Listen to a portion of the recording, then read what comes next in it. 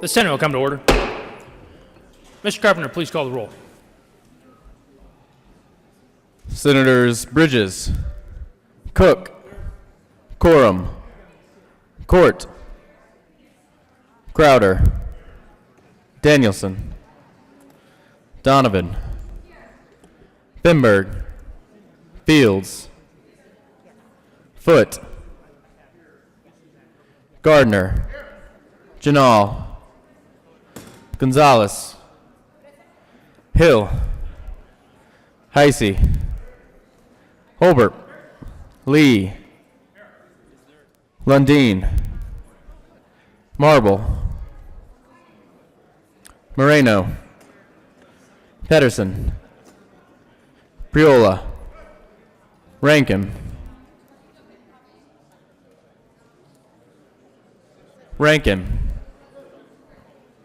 Rodriguez, Scott, Smallwood, Sonnenberg, Story, Tate, Todd, Williams, Winter, Woodward, Zenzinger. Mr. President. Here.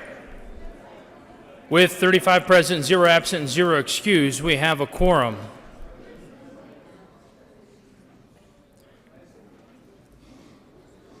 Mr. Majority Leader.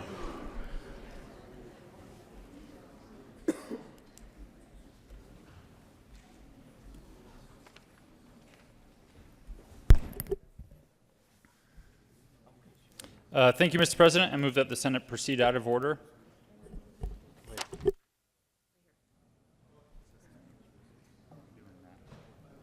Thank you, Mr. President. I move that we suspend Senate Rule 1B to allow a person other than a senator to lead us in the Pledge of Allegiance. You have heard the motion. All those in favor say aye. Aye. All those opposed, no. The ayes have it, and the motion is adopted, and we will suspend Senate Rule 1B.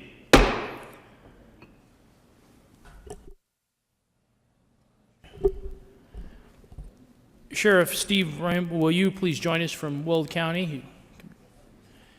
He's a Weld County Sheriff Officer who this morning will be leading us in the Pledge of Allegiance. Please follow me in the pledge. I pledge allegiance to the flag of the United States of America and to the republic for which it stands, one nation under God, indivisible, with liberty and justice for all.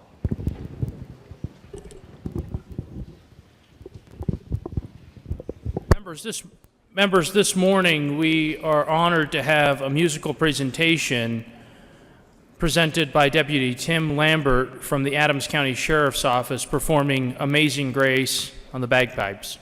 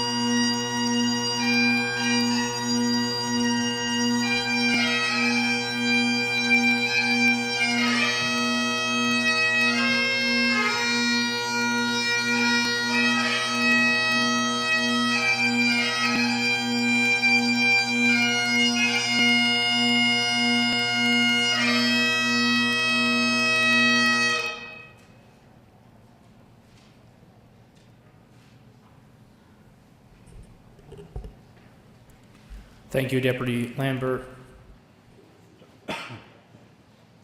Approval of the journal. Senator Winter. Thank you, Mr. President. I move that the journal of Wednesday, April 2019 be dispensed with, and that the journal be approved as corrected by the Secretary. You've heard the motion. All those in favor say aye. Aye. All those opposed, no. The ayes have it. The motion is adopted.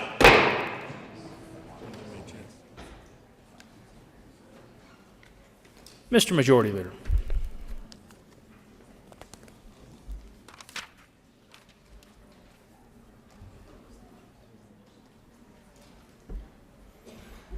Thank you, Mr. President. I move that the Senate proceed out of order to consideration of resolutions.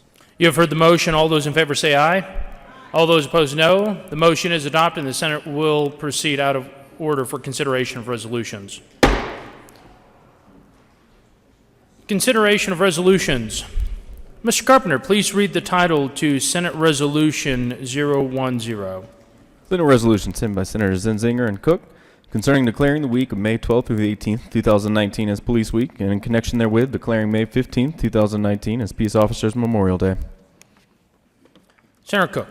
Thank you, Mr. President. I move Senate Resolution 10 and ask that selected sections be read at length. Mr. Carpenter, please read selected sections of Senate Resolution 10. Senate Resolution 10 by Senators Zenzinger and Cook concerning declaring the week of May 12th through the 18th, 2019 as Police Week, and in connection therewith declaring May 15th, 2019 as Peace Officers Memorial Day. Whereas, the Congress and President of the United States have designated May 15th as Peace Officers Memorial Day, and the week in which it falls as National Police Week. And whereas, the members of the law enforcement agencies within the state of Colorado play an essential role in safeguarding the rights and freedoms of the citizens of the state of Colorado. And whereas, it is important that all citizens of Colorado know and understand the duties, responsibilities, and challenges of their peace officers. And whereas, it is important that peace officers throughout Colorado recognize their duty to serve the people of this state by safeguarding life and property, protecting citizens against violence, disorder, and deception, and protecting the weak against oppression or intimidation.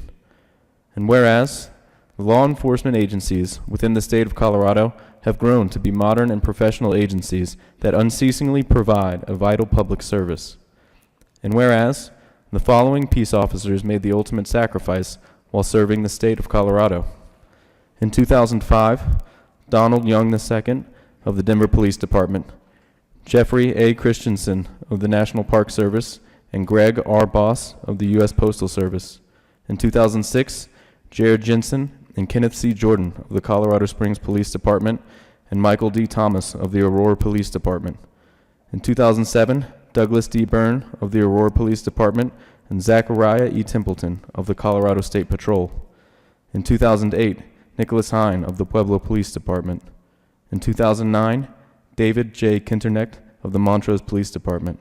In 2010, Samuel K. Brownlee of the Weld County Sheriff's Office. In 2011, Jay Sheridan of Lyman PD and David Roberts of the Denver Police Department.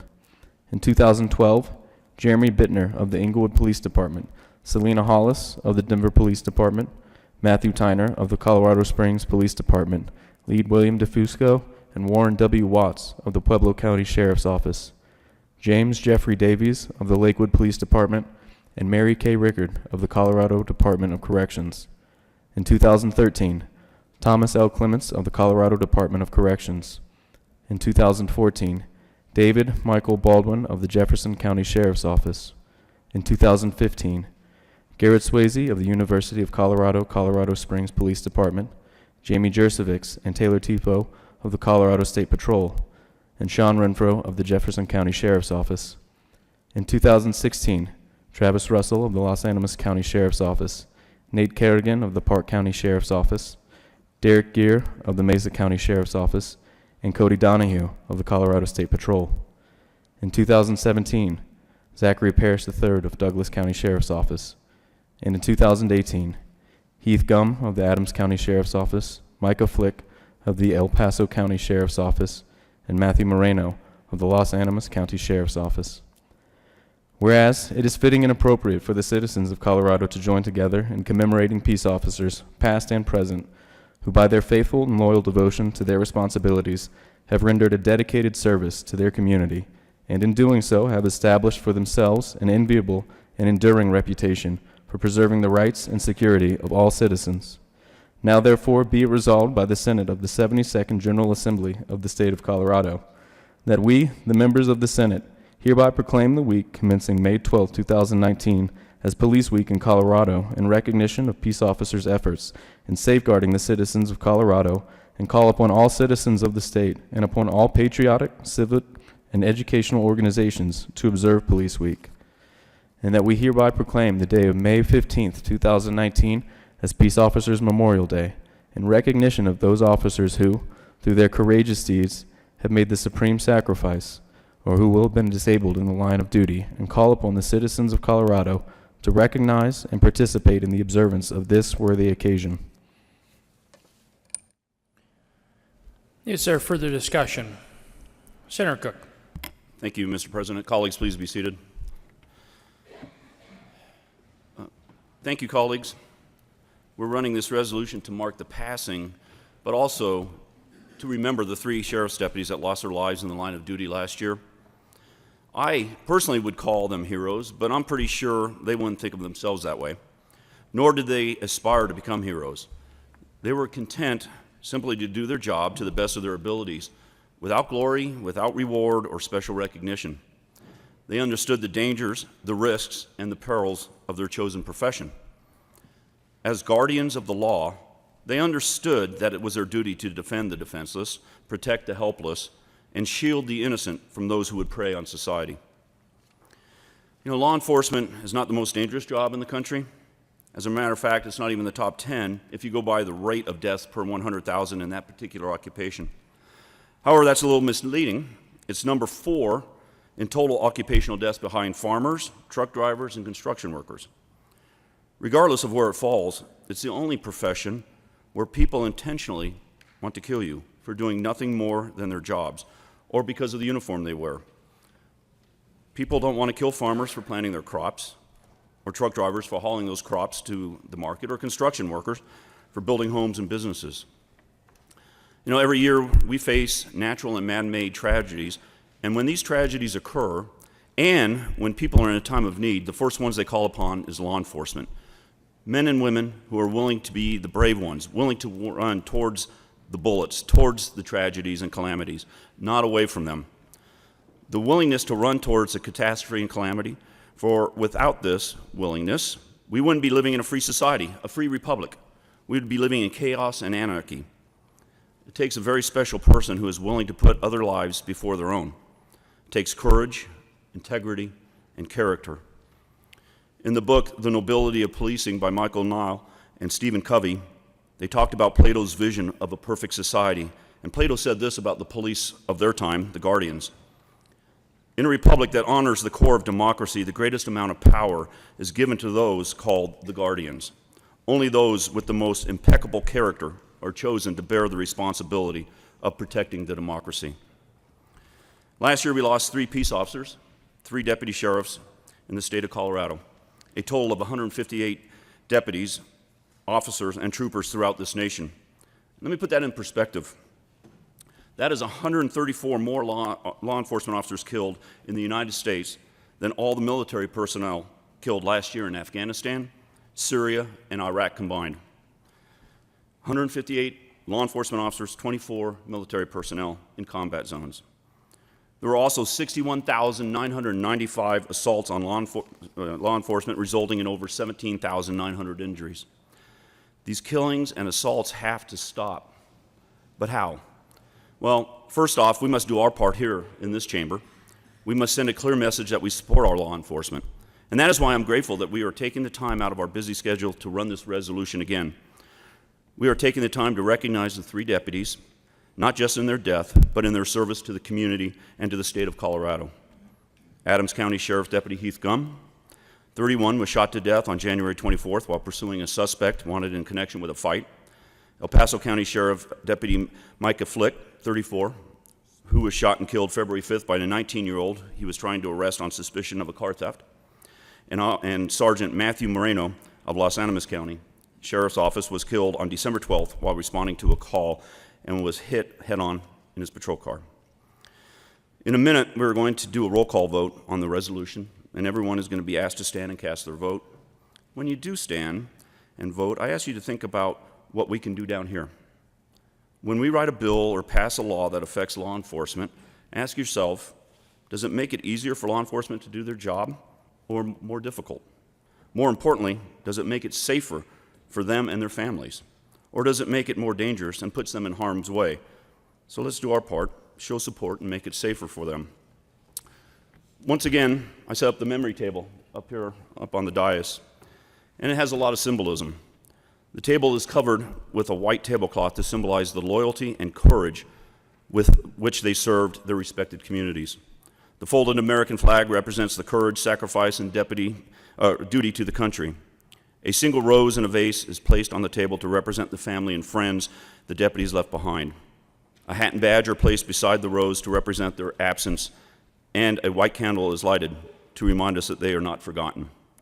A picture frame with the photographs and end of watch date of the fallen deputies is posted on the table as a visible reminder of the deputies who have gone on. The memory table will remain on the dais all day, and I encourage you to come up during the day and observe the table and honor Deputies Heath Gum, Micah Flick, and Matthew Moreno. Senator Zenzinger. Colleagues, today we mourn. We mourn our fallen peace officers, and with grief and gratitude, we recognize their deep sacrifice.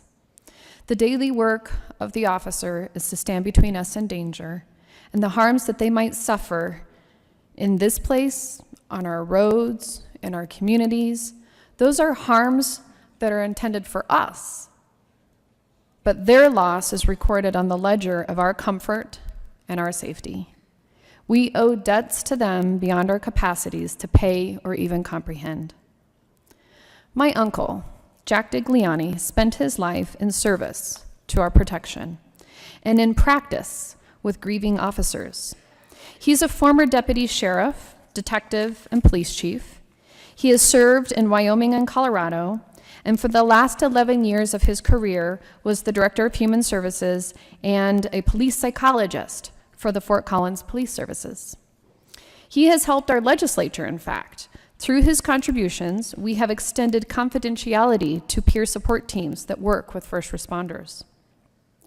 Knowing what we would be considering today, I reached out for his help, and I asked him if there's anything that he could tell me, that he could help me to understand, anything that I could share or include today. He said this: to remember that while our sadness on hearing tragic news might fade, inside the profession, these things, these tragedies reverberate for years, and inside a department can reverberate forever. In a profession where every stranger is a potential threat, every confusion can hide a danger, and constant vigilance builds the pressure. And when that potential becomes real, the support of built-up defenses can crash down. This trauma, he said, is the first of two crises. The primary trauma of physical harm or the psychological harm of witnessing terrible things is followed by a secondary trauma. It is the damage done by refusing to voice the first, the nature of quiet bravery. And it can become a trap of silent suffering. And sadly, some officers choose to die by their own hand before they choose to care. As we remember these fallen and pray for their families and for the fellows, consider the complexity of their bereavement. All first responders see loss. And in each profession, it is just as damaging, but it is in each different. Police duty deaths almost always are due to human action. A fire, an ambulance crash, every death is the same maximal tragedy, but a death at the hands of another changes the questions. It raises a lot of thoughts of intention, evil, violence, stupidity. And when an officer falls, those questions echo in the minds of those who loved or worked beside them forever.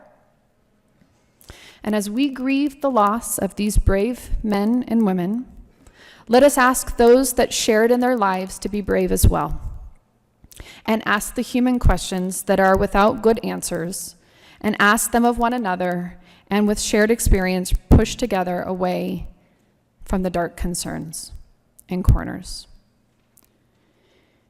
Every year, we lose some of the best among us. And let us keep each alive in our memories. And to stop those reverberations, let us share our hearts and put to rest the harms that claimed them. With all of my respect to the families and those who continue to serve us, thank you. It is a great honor to be able to present this to you today. Senator Cook. Thank you, Mr. President. Just for clarification, we all know we had a tragic loss about a month ago, Corporal Dan Groves from the State Patrol, and rest assured he will be recognized next year. This resolution is basically a year behind. It runs from January 1 through December 31st, so Corporal Groves will be recognized for his service next year. And then also, I put the number of law enforcement officers killed since 1869 on your desks, and it has all the jurisdictions, so please look for yours and see how many deputies or troopers and or law enforcement officers that were killed in your area. Thank you, Mr. President. Is there further discussion regarding Senate Resolution 10? Senator Crowder. Thank you, Mr. President. Ladies and gentlemen and peace officers, I represent Southern Colorado, and I'd like to talk to you a little bit about Sergeant Marino, who was one of the officers listed on last year's fatality. You know, I just want you to know I really appreciate your vigilance and what you do for us in the nation. Until this very morning, I did not realize that there had been more police officers died than our military veterans in Afghanistan, and it's somewhat shocking. You know, as our first line of defense, you know, you're always running to the problem, and most of us are running away. I want to thank you. I want to thank you for your courage, and I want to thank you for the dedication in which you give this country, state, and counties. So it is imperative that we continually support you. You know, I know that, you know, unfortunately we look forward to this day to honor those who have fallen, but it is a sad day also that we have to have this day. But, you know, the officers in which have given everything for their community should be admired, and we should look up to you like we always have. But I wanted to thank you personally for all your involvement. I do have a niece that is a policeman, and I'm concerned about her. It's a lady up north, and it's a business in which we have to have you. You're very good at it, but it's an unfortunate situation that we do have these atrocities that do happen to it. Sergeant Marino actually was born in Pueblo, Colorado. 1981. Pretty young man to go. He's a Los Animas County Deputy Sheriff, and he was killed in a car crash while responding to a domestic disturbance on December 12th. I cannot tell you that I know Sergeant Marino, I've met him, but just getting an idea of what is written about him was fairly impressive. Sergeant Marino impacted the lives of so many with his lighthearted, generous spirit and sense of humor. He loved a good practical joke, and he also loved being the guy called when they needed help. The state of Colorado has lost a devoted public servant in the death of Los Animas County Sheriff Deputy Matthew Troy Marino. And, you know, I want to take this moment to really, you know, give my heart out to the family. Ed Marino was the dad. Eva Marino was the ex-wife. 3 kids, Jared, Summer, and Morgan. You know, we have to also realize that not only do we lose a fallen police officer, but there's also family members that are left behind too that we need to continually support in any way that we can. But I appreciate the opportunity to speak on this, and I just want you to know that, you know, Southern Colorado, you know, you have our total respect. And thank you very much. Thank you, Mr. President. Senator Janal.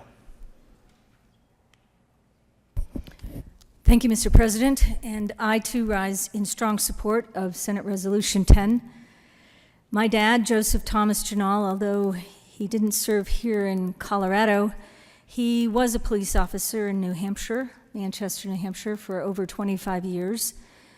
And I wish he was around still. to hear his comments and his perspective. As a police officer back in the 60s, 70s, and 80s, and how it looks to him now, but he is not around, and I would value his perspective deeply. I do know firsthand, though, what families of officers go through each day. And I believe that my family was fortunate enough never to have that quote-unquote knock on the door like some of these other fallen officers have had. I want to thank you all that are here, all that are not here because they're on duty, and all that are not here, and to their families because they were on duty and unfortunately lost their lives. But thank you for all that you do. You are always and will be always a part of my family, and you are in my heart and prayers. Thank you. Senator Fields. Thank you, Mr. President, and good morning, colleagues. I stand in strong support of Senate Resolution 10 and want to thank the bill sponsors for taking this time and opportunity for us to remember those fallen officers. As I read the resolution, it indicates 341 peace officers made the ultimate sacrifice while serving the state of Colorado. And so I want to just focus on the folks or the law enforcement officers that lost their lives starting in the year 2000. Officer down. I don't know about you, but every time I hear about a news report that an officer has fallen, it shakes my soul. Because these law enforcement officers, the troopers, the sheriffs, the police officers are just doing their job, protecting our community, our neighborhoods, our property. They're just doing their jobs.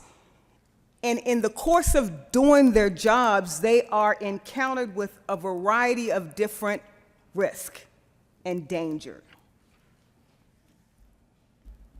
And for that, some of them experience the ultimate sacrifice of their loss of their life. Many of you are here today representing some of the police departments and sheriff's departments around our states, and I just want to say thank you for the work you do. It's not easy. There's a lot of risk involved. And every time you wear that uniform, it symbolizes to me that there's someone that's on watch.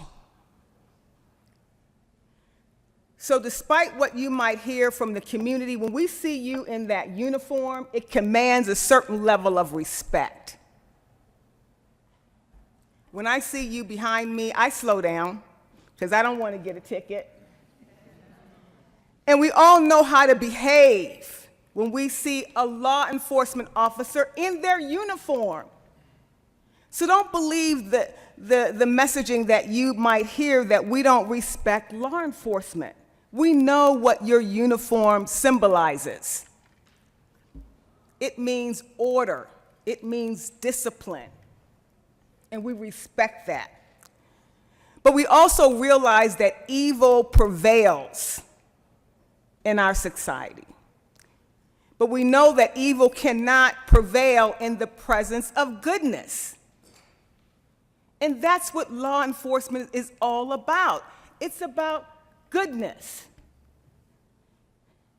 It's about coming to the rescue when those are in need.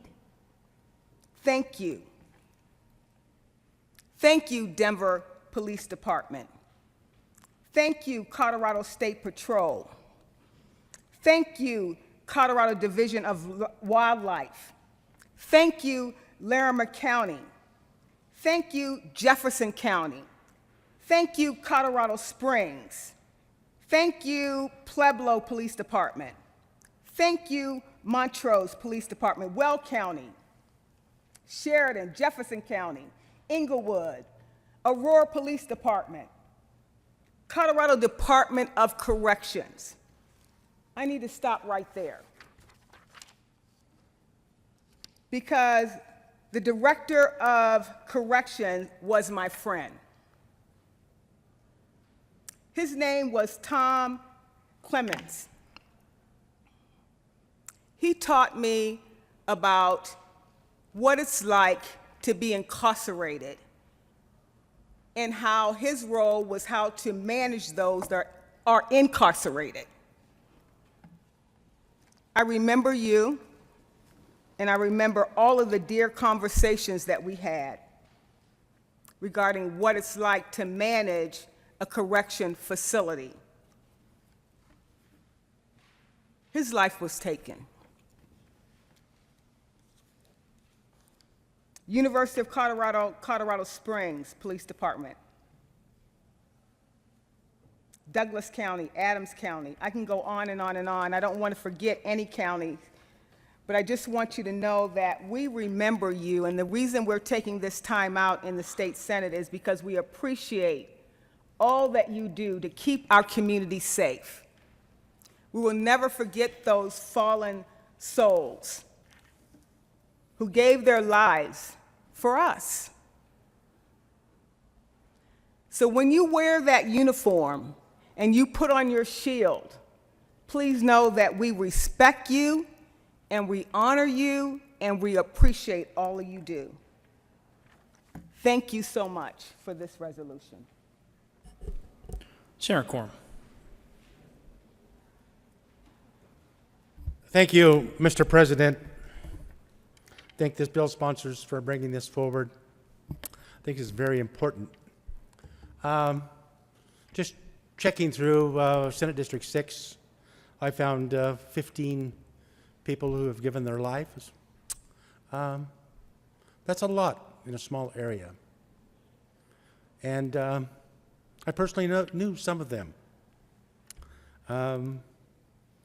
I've been there with their kids at the 4-H sale when Dad couldn't be there. School events. Watch them graduate. And this is my 9th year. Like the senator from Aurora, I know there's some been here longer, but the 9th year that we've been through this. And I think it's very commendable that we do this, but it's also very disappointing that this is all we do. Members, when an officer is lost, the paycheck ends at the end of the month. That leaves a family wondering, they're grieving. How do we handle this? How do we move forward? I think it's time that we stop just doing resolutions and memorials and actually do something for these families that have lost their loved ones, their means of support, their future. Think about that. It's a little late this year, but by golly, we can come up with something next year. We have to. It's too important. We ask these people to go out, to protect us, to save us. Yet when we get stopped for speeding, we don't like them for a few minutes. But they're actually doing their job. And we need to acknowledge each and every person, not only in Colorado, but in our nation, who have given their all to protect us. Rather, we look for a bad example of maybe an officer that is not in the true blue form. And we try to publicize that. we criticize, and that criticism of that small portion of our men and women in service puts a stain on the rest. When can we stop this? Thank you for this resolution. Is there further discussion regarding Senate Resolution 10? Senator Priola.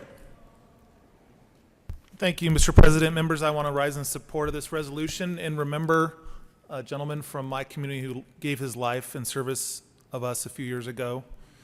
Deputy Gum, Heath Gum, was a devoted officer of the law who had been serving with the Adams County Sheriff's Office since 2013. He graduated from Mullen High School in 2004 and earned his post-certification from Arapahoe Community College in 2011. He worked for Cripple Creek Police Department and Adams County Sheriff's Department. He was awarded the Distinguished Service Medal by Adams County Sheriff's Department in 2017. Heath loved traveling, being outdoors, spending time with friends and family, and playing hockey. He was loved by everyone who met him. His kindness, easygoing nature, and wonderful sense of humor will be missed. He will be remembered as an amazing husband, son, grandson, brother, cousin, nephew, and friend. He is survived by his parents, Jim and Becky Gum, his wife, Natasha Bocher, grandmother, sister, Loretti, and brother-in-law. Colleagues, please join us for a moment of silence to honor the legacy of a fallen Colorado hero.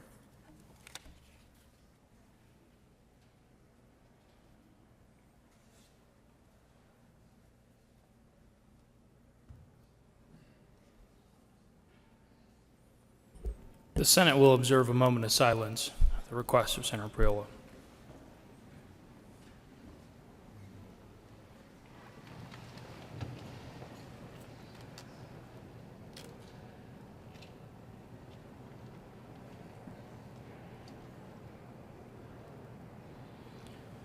Is there further discussion regarding Senate Resolution 10?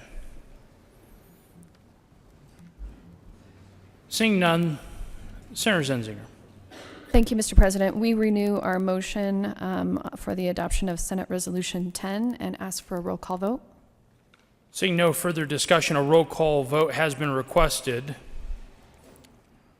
Mr. Krupner, please poll the senators. Senators Bridges. Bridges, aye. Cook. Aye. Cook, aye. Quorum. Quorum, aye. Court. Court, aye. Crowder.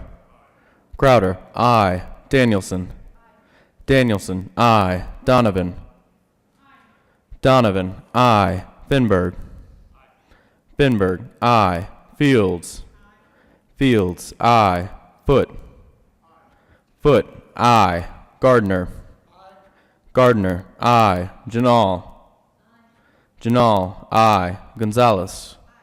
Gonzalez, aye. Hill. Hill, aye. Heisey. Heisey, aye. Holbert. Holbert, aye. Lee. Lee, aye. Lundeen. Lundeen, aye. Marble. Marble, aye. Moreno. Moreno, aye. Pedersen. Pedersen, aye. Priola. Priola, aye. Rankin. Rankin, aye. Rodriguez. Rodriguez, aye. Scott. Scott, aye. Smallwood. Smallwood, aye. Sonnenberg. Sonnenberg, aye. Story. Story, aye. Tate. Tate, aye. Todd. Todd, aye. Williams. Williams, aye. Winter. Winter, aye. Woodward. Woodward, aye. Zenzinger. Aye. Zenzinger, aye. Mr. President. Aye. Mr. President, aye. With 35 ayes, 0 noes, 0 absent, and 0 excused, Senate Resolution 10 is passed. Co-sponsors. Senator Cook. Thank you, Mr. President. I request that the current roll call be added as co-sponsors. Seeing no objection, the current roll call will be added as co-sponsors.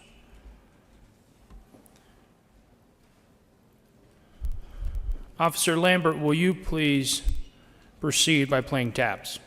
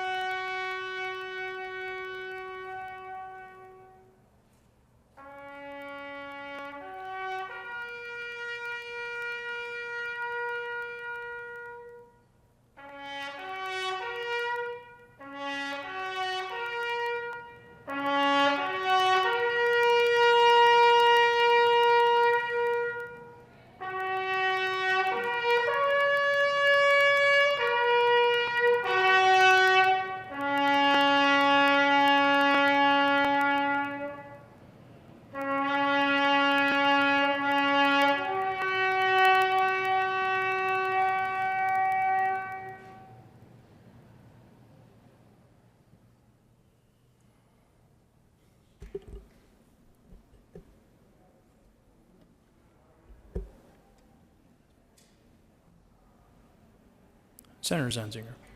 Thank you, Mr. President. I'd like to ask for a moment of personal privilege. Granted. Thank you. Members, we're very privileged today to be able to have the family members of Deputy Heath Gum here with us today. And so we wanted to recognize them and as well as some of the other law enforcement that are with us here today, including J.R. Martinez, Becky Gum, Jim Gum, Natasha Gum, and Lorelei Gum. Thank you very much for being with us here today. Senator Cook. Thank you, Mr. President. I request a moment of personal privilege. Granted. Thank you, Mr. President.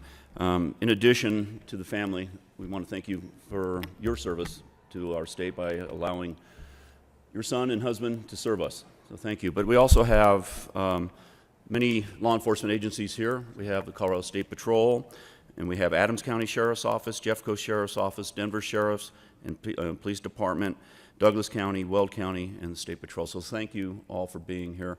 And in just a minute, Senator Zenzinger and I are going to present a flag that we had flown over the Capitol yesterday to the wife of Deputy Gum. So thank you. Senators and staff, please join me in welcoming our guests and family to the Senate chambers, and then the Senate will stand in a recess.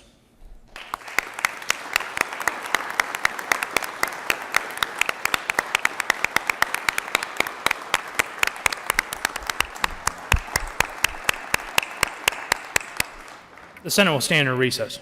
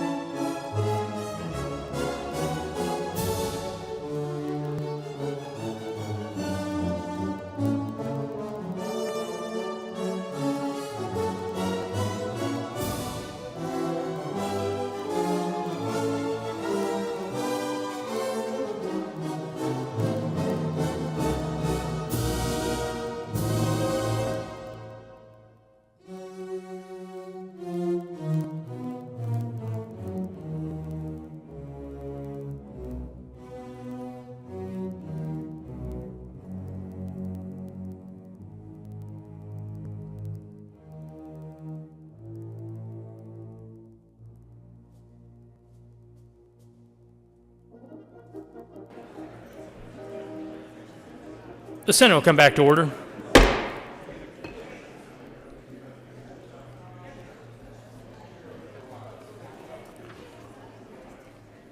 Consideration of resolutions. Mr. Carpenter, please read the title to House Joint Resolution 1013. House Joint Resolution 1013 by Representative Wilson and Senator Donovan, concerning the designation of Colorado State Highway 24 between mile markers 209 and 212 on each end of the town of Buena Vista, Colorado as the Corporal Ernest Clifford Sexton Memorial Highway. Senator Donovan.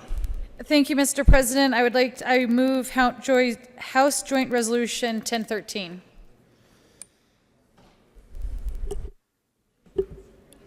Senator Donovan. Thank you, Mr. President. Colleagues, this has been a nice, quiet morning of reflection.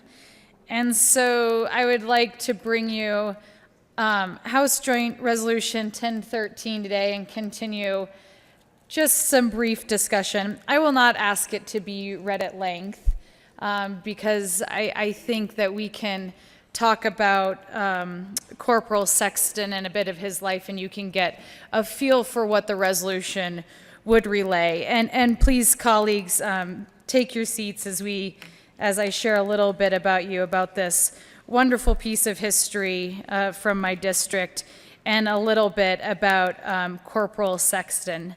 So this resolution will name a number of miles on either side of the town of BV as Corporal Ernest Clifford Sexton Memorial Highway. And Corporal Sexton was a soldier in World War I, but let's go back and start just a little bit before that. As the resolution points to, he moved to BV at the age of 10 and instantly became, I think, a well-known figure in the town and the baseball player that everyone knew about. They knew about him so well that the White Sox asked him to travel to Chicago and try out for the White Sox. Now think, this in 1917 was the season that they won 100 games, which is a club record that still stands, and they also won the World Series. So Corporal Sexton, a young man living in the mountains of Colorado, working in the mines, invited by the White Sox to come try out and likely make the team. He decided instead to enlist and was sent off to Kansas to begin training with the 355th Infantry. And this was made up of young men from Kansas, Missouri, and Colorado. So instead of playing ball, he was doing drills in the hot summer sun of Kansas as a commitment to his country. They, after months of training, were shipped to New York where they staged and eventually traveled over to the front line of World War I, where the 355th Infantry occupied the front in France from August to October. To get to the front in that year of 1918, they took buses. The first time in the history of the Army that people use motorized transport as buses to get to the front line. So I just love this juxtaposition of the life that he could have had being one of those boys of summer in Chicago, batting around the field, playing catch, versus the life that he chose of patriotism, which landed him on the front line in France, serving in those conditions that we know were some of the worst in the history of warfare. He lost his life on November 9th, just 2 days before the beginning of the end of World War I. He was returned to his family and is buried in Buena Vista, and shortly after earned the honor of the local American Legion, naming their post after him. And every Memorial Day, the Cub Scouts and Boy Scouts work with the American Legion and actually center their Memorial Day services around his grave in the cemetery just slightly above the small town of BV. So, colleagues, thank you for giving me some time on this morning of reflection to share with you some information that I hope lets you feel like we can all know Corporal Sexton a little bit better. And next time you drive on Highway 24, if you join me in support of this resolution, perhaps you can picture him as you see those signs and be reminded of the remarkable patriotism of the heroes that have blessed this country throughout its history. Thank you, Mr. President. Is there further discussion? Seeing none, the motion before the body is the passage of HJR 1013. Are there any no votes? With a vote of 35 ayes, 0 noes, 0 absent, 0 excused, HJR 1013 is passed. Co-sponsors. Senators Marble, Sonnenberg, Heisey, Woodward, Gardner, Court, Winter, Crowder, Quorum, Foote, Lundin, Cook, Gonzalez, Todd, Janal, Zenzinger, Priola, Smallwood, Bridges, Pedersen, Moreno, Story. Senator Sonnenberg, I have you. Rankin, Hill, the Majority Leader. Rodriguez, Fields, Williams, Mr. Minority Leader, Tate, Scott, Lee. Please add the President. Please add Senator Danielson.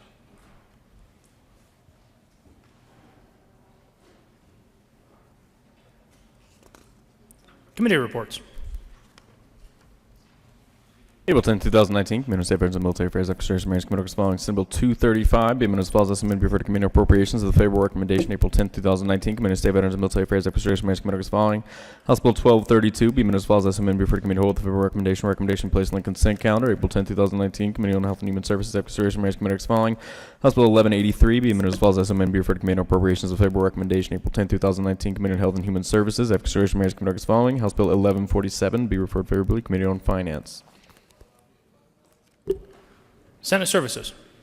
Regular engrossed in Bill 54, 145, 146, 155, and 159 correctly revised. House Bill 1023, 11, 28, and 1214 correctly revised. House Bill 1080, 11, 78, and 1217 correctly enrolled. Senate Bill 144. Mr. Majority Leader. Thank you, Mr. President. I move that we the Senate proceed out of order for a very brief moment of personal privilege. You have heard the motion. All those in favor say aye. All those opposed, no. The ayes have it. The Senate will proceed out of order for a moment of personal privilege from the good senator from Denver. Senator Williams. Thank you, Mr. President. I ask for a moment of personal privilege. Granted. Thank you. Members, I just want to take a brief moment and recognize that today is Zoo Day at the state capitol. As the senator in Senate District 33, I know that my district is special. It spans from 26th and Broadway all the way out to the airport. But I am very privileged to have such a wide variety of cultural attractions, educational opportunities, and these activities within my boundaries. One of those special places is the Denver Zoo. This year, the zoo will celebrate its 123rd year of serving and educating the community about the importance of the connections between humans and animals.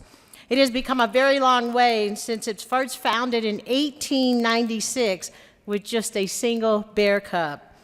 Now the Denver Zoo has more than 550 species and over 3,500 animals call our zoo home. Many of these animals from far reaches of the globe are threatened or endangered, presenting all of us with a unique opportunity to learn more about what the planet holds. 1.6 million visitors every year have the privilege of seeing the science and education to life by more than 350 employees and 600 volunteers. The Denver Zoo just doesn't serve City Park community in Senate District 33, but it serves the entire state as the most visited cultural attraction, and it serves the entire world by dedicating more than 2.5 million every year to field conservation programs globally. And so today we celebrate the Denver Zoo on 123 years of serving as our window to the rest of the world. So we do have some visitors here from the zoo, so if you just take a moment and recognize our guests in the galley. Thank you.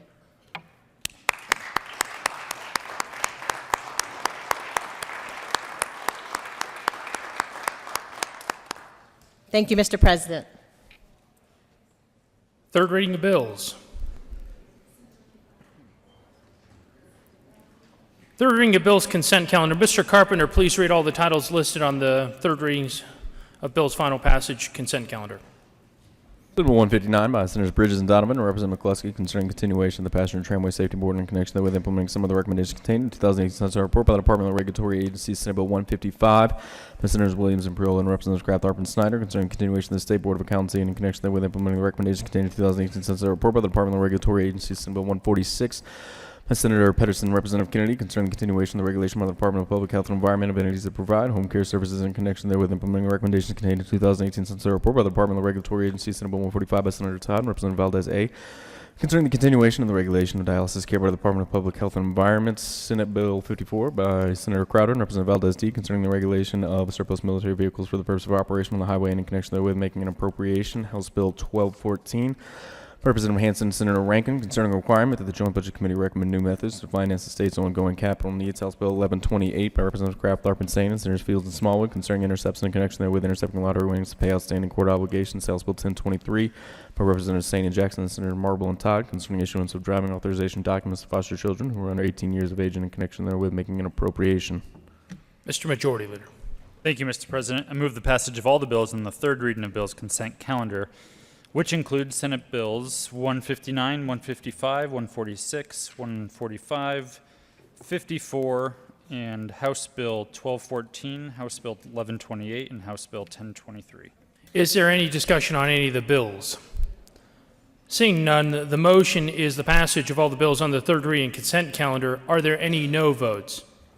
Senator Sonnenberg. Thank you, Mr. President. I ask to be a no vote on Senate Bill 159 and House Bill 1128. Senator Sonnenberg will be recorded as a no vote on Senate Bill 159 and House Bill 1128. Mr. Minority Leader. Thank you, Mr. President. I ask to be a no vote, recorded as a no vote on Senate Bill 159 and Senate Bill 146. The Minority Leader will be recorded as a no vote on Senate Bill 159 and Senate Bill 146. Senator Marble.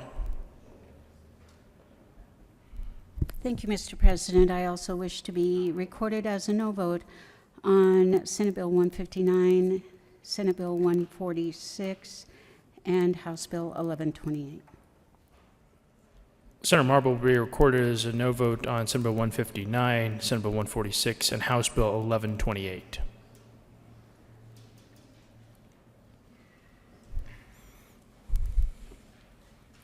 With a vote of 32 ayes, 3 no votes, 0 absent, 0 excused, Senate Bill 159 is passed. Co-sponsors.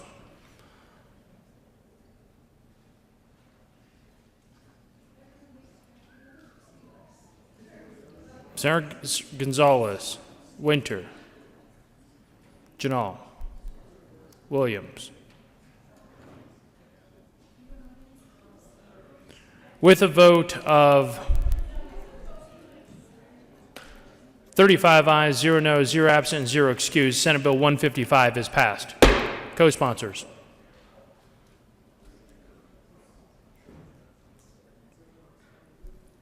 Senator Tate.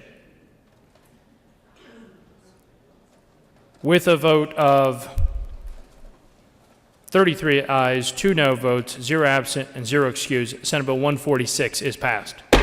Co-sponsors. Senator Moreno. Senator Gonzalez. Senator Donovan. Senator Janal. With a vote of 35 ayes, 0 noes, 0 absent, and 0 excused, Senate Bill 145 is passed. Co-sponsors, Senators Crowder, Bridges, Gonzalez, Rodriguez, Moreno, Tate, Fields, Priola, Winter, Janal.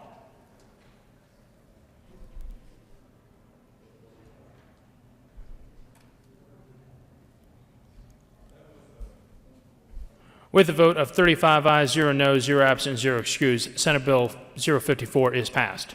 Co-sponsors.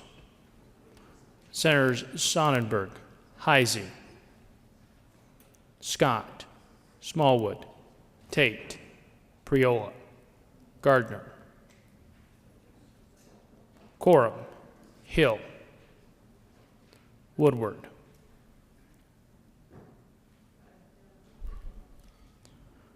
With a vote of 35 ayes, 0 noes, 0 absent, 0 excused, House Bill 1214 is passed. Co-sponsors. Senators Court, Tate,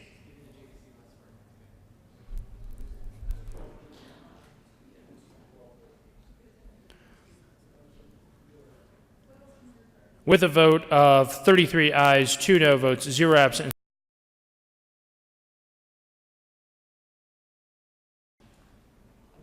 Senators Moreno, Crowder, Tate,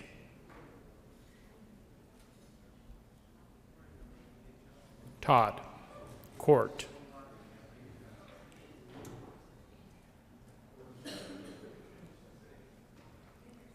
with a vote of 35 ayes, 0 noes, 0 absent, 0 excused, House Bill 1023 is passed. Co-sponsors, Senators Moreno, Winter, Zenzinger, Court, Donovan, Woodward, Priola, Crowder, Smallwood, Patterson, Lee, Janal, Gardner, Scott, Bridges, Rodriguez, Tate, Williams,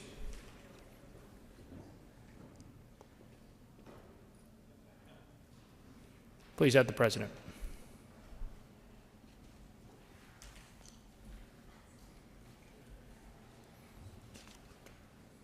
General orders, second reading of bills.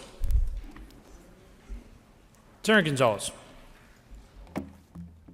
Thank you, Mr. President. I move the Senate resolve itself into the Committee of the Whole for consideration of general order, second reading of bills.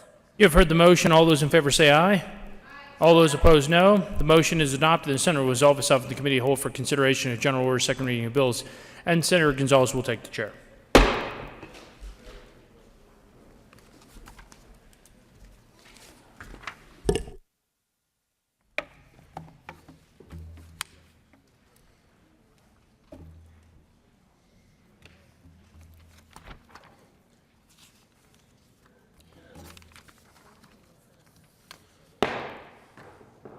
committee will come to order and the court rule is relaxed.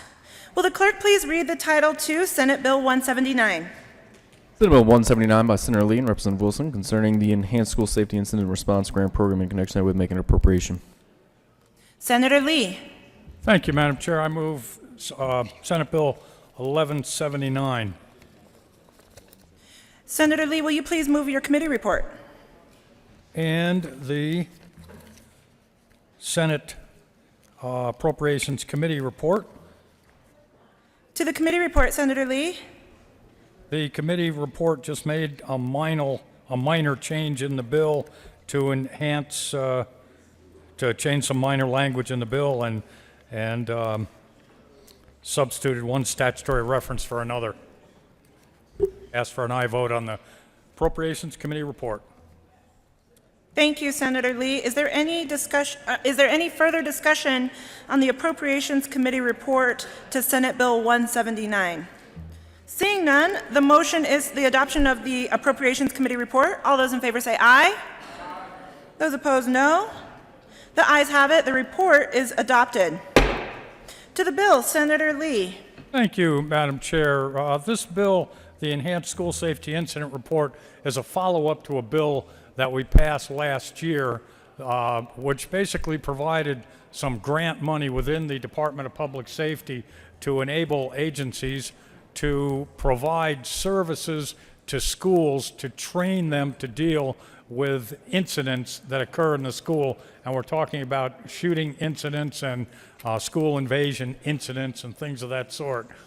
This year is just, the bill allocates additional money from that existing fund to the Department of Public Safety so that the fund is replenished and continues. We ask for an aye vote on the bill. Thank you. Is there any further discussion? Seeing none, the motion before the body is the adoption of Senate Bill 179. All those in favor say aye. All those opposed, no. The ayes have it. The bill is adopted.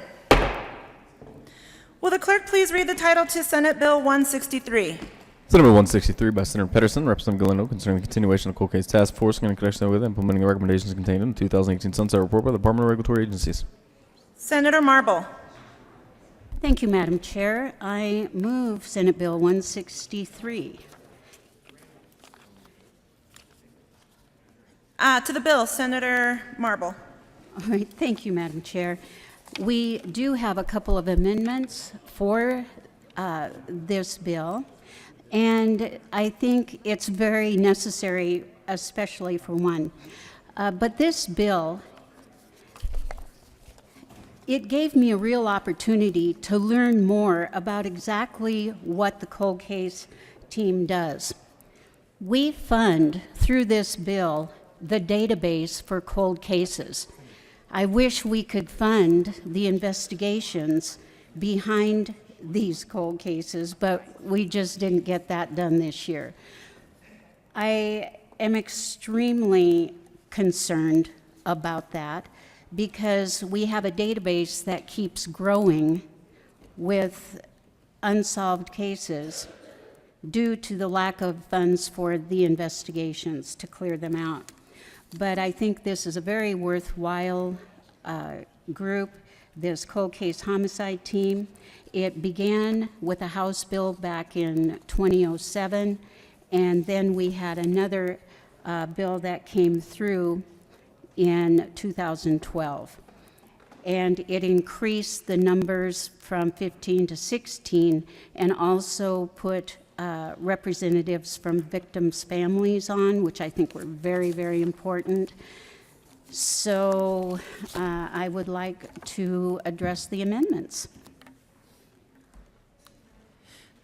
There is an amendment on the desk. Will the clerk please read Amendment L002? Amendment L002 to Senate Bill 163 by Senator Marble, amendment printable page 2, line 5, strike 2032 and substitute 2026, page 2, line 10, strike 33 and substitute 27A. 8, page 2, strike lines 16 through 20 and substitute 27A, the following agencies. Senator Marble.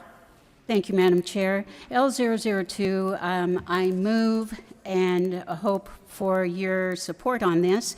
It's taking the years that this goes out to 7 instead of it, and so we would be taking it back into reconsideration in 2026.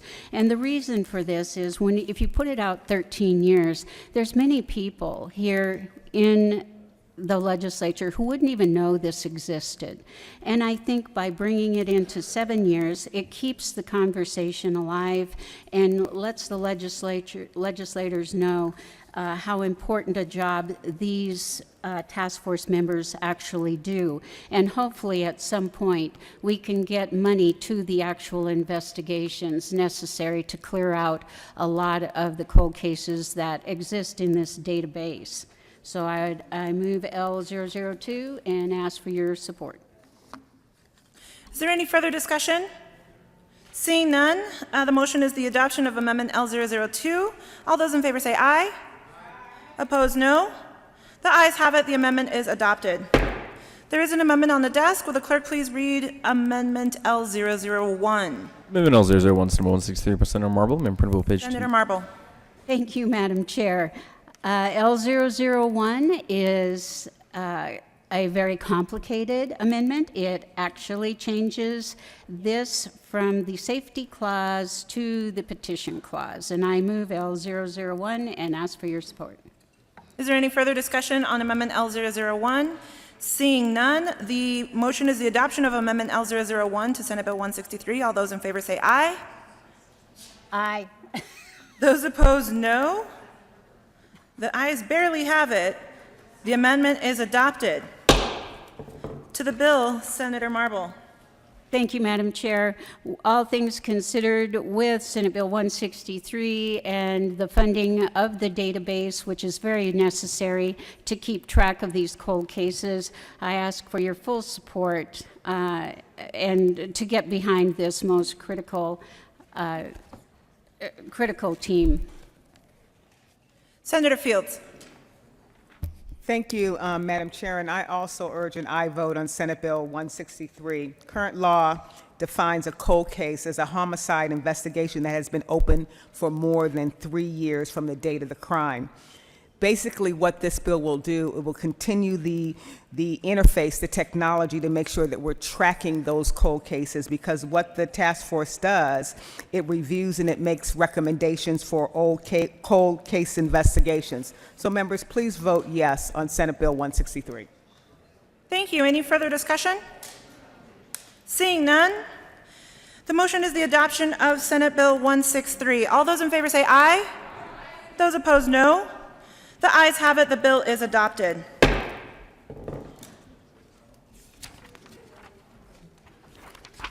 Will the clerk please read the title to Senate Bill 160? Senate Bill 160 by Senator Winter and Representative McCluskey concerning continuation of the River Outfitter licensing program.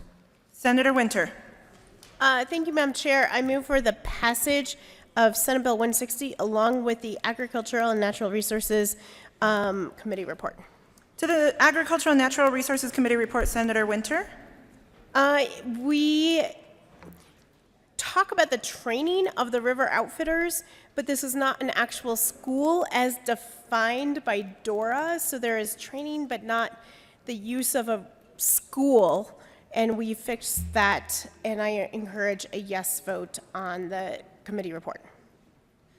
Senator Winter, will you move your committee report, please? I move the committee report for Agricultural and Natural Resources. Thank you. Any further discussion? Seeing none, the motion is the adoption of the Agricultural and Natural Resources Committee report to Senate Bill 160. All those in favor say aye. Aye. Those opposed, no. The ayes have it. The report is adopted. To the bill, Senator Winter. Thank you, Madam Chair. I move Senate Bill 160 for favorable recommendation. Is there any further discussion? Seeing none, the motion before the body is the adoption of Senate Bill 160. All those in favor say aye. Aye. Those opposed, no. The ayes have it. The bill is adopted. Will the clerk please read the title to House Bill 1025? House Bill 1025 by Representatives Melton and Harrington, Senators Foot and Rodriguez concerning the timing of an inquiry into a job applicant's criminal history and in connection with making an appropriation. Senator Foot. Thank you, Madam Chair. We move House Bill 1025. To the bill, Senator Foot. Thank you, Madam Chair.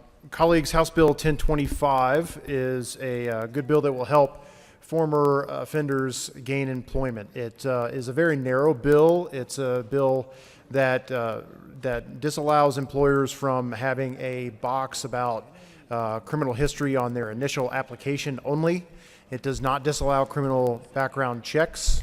It also has some exceptions in the bill for those that can't hire any folks with a criminal history that are automatically subject to a background check. So it's designed to make sure that these ex-offenders can actually gain employment and that their applications are just automatically thrown away because they check the box. One estimate has it that over 1 million Coloradans actually do have some form of a criminal history. And we do know also that having stable employment is important, and in fact, one of the most important factors to make sure that those former offenders do end up being able to rehabilitate themselves and support themselves and their families. So we ask for an aye vote. Thank you. Further discussion, Senator Rodriguez. Thank you, Madam Chair. Yes, this bill, somebody who works with people coming out of prison or people with criminal records, you know, they just need a shot to get in front of somebody to tell their story. You know, they're more than willing to tell somebody that they have something on their record, but when you don't even get that opportunity to talk with somebody, this opens that up and it helps prevent barriers. So I wholeheartedly ask for an aye vote. Thank you. Any further discussion on the House Bill 1025? Seeing none, the motion before the body is the adoption of House Bill 1025. All those in favor say aye. Those opposed, no. The ayes have it. The bill is adopted. Will the clerk please read the title to House Bill 1010? House Bill 1010 by Representatives Mulligan and Lang, Representatives Gardner and Pedersen concerning the licensee of freestanding emergency departments in connection with making appropriation. Senator Pedersen. Thank you, Madam Chair. I move House Bill 1010. To the bill, Senator Pedersen. Thank you, Madam Chair. This is really just creating a standard and licensure for freestanding emergency departments and making sure that they obtain the proper licensure and that they have the standard for services, and I ask for your support. Thank you. Is there any further discussion on House Bill 1010?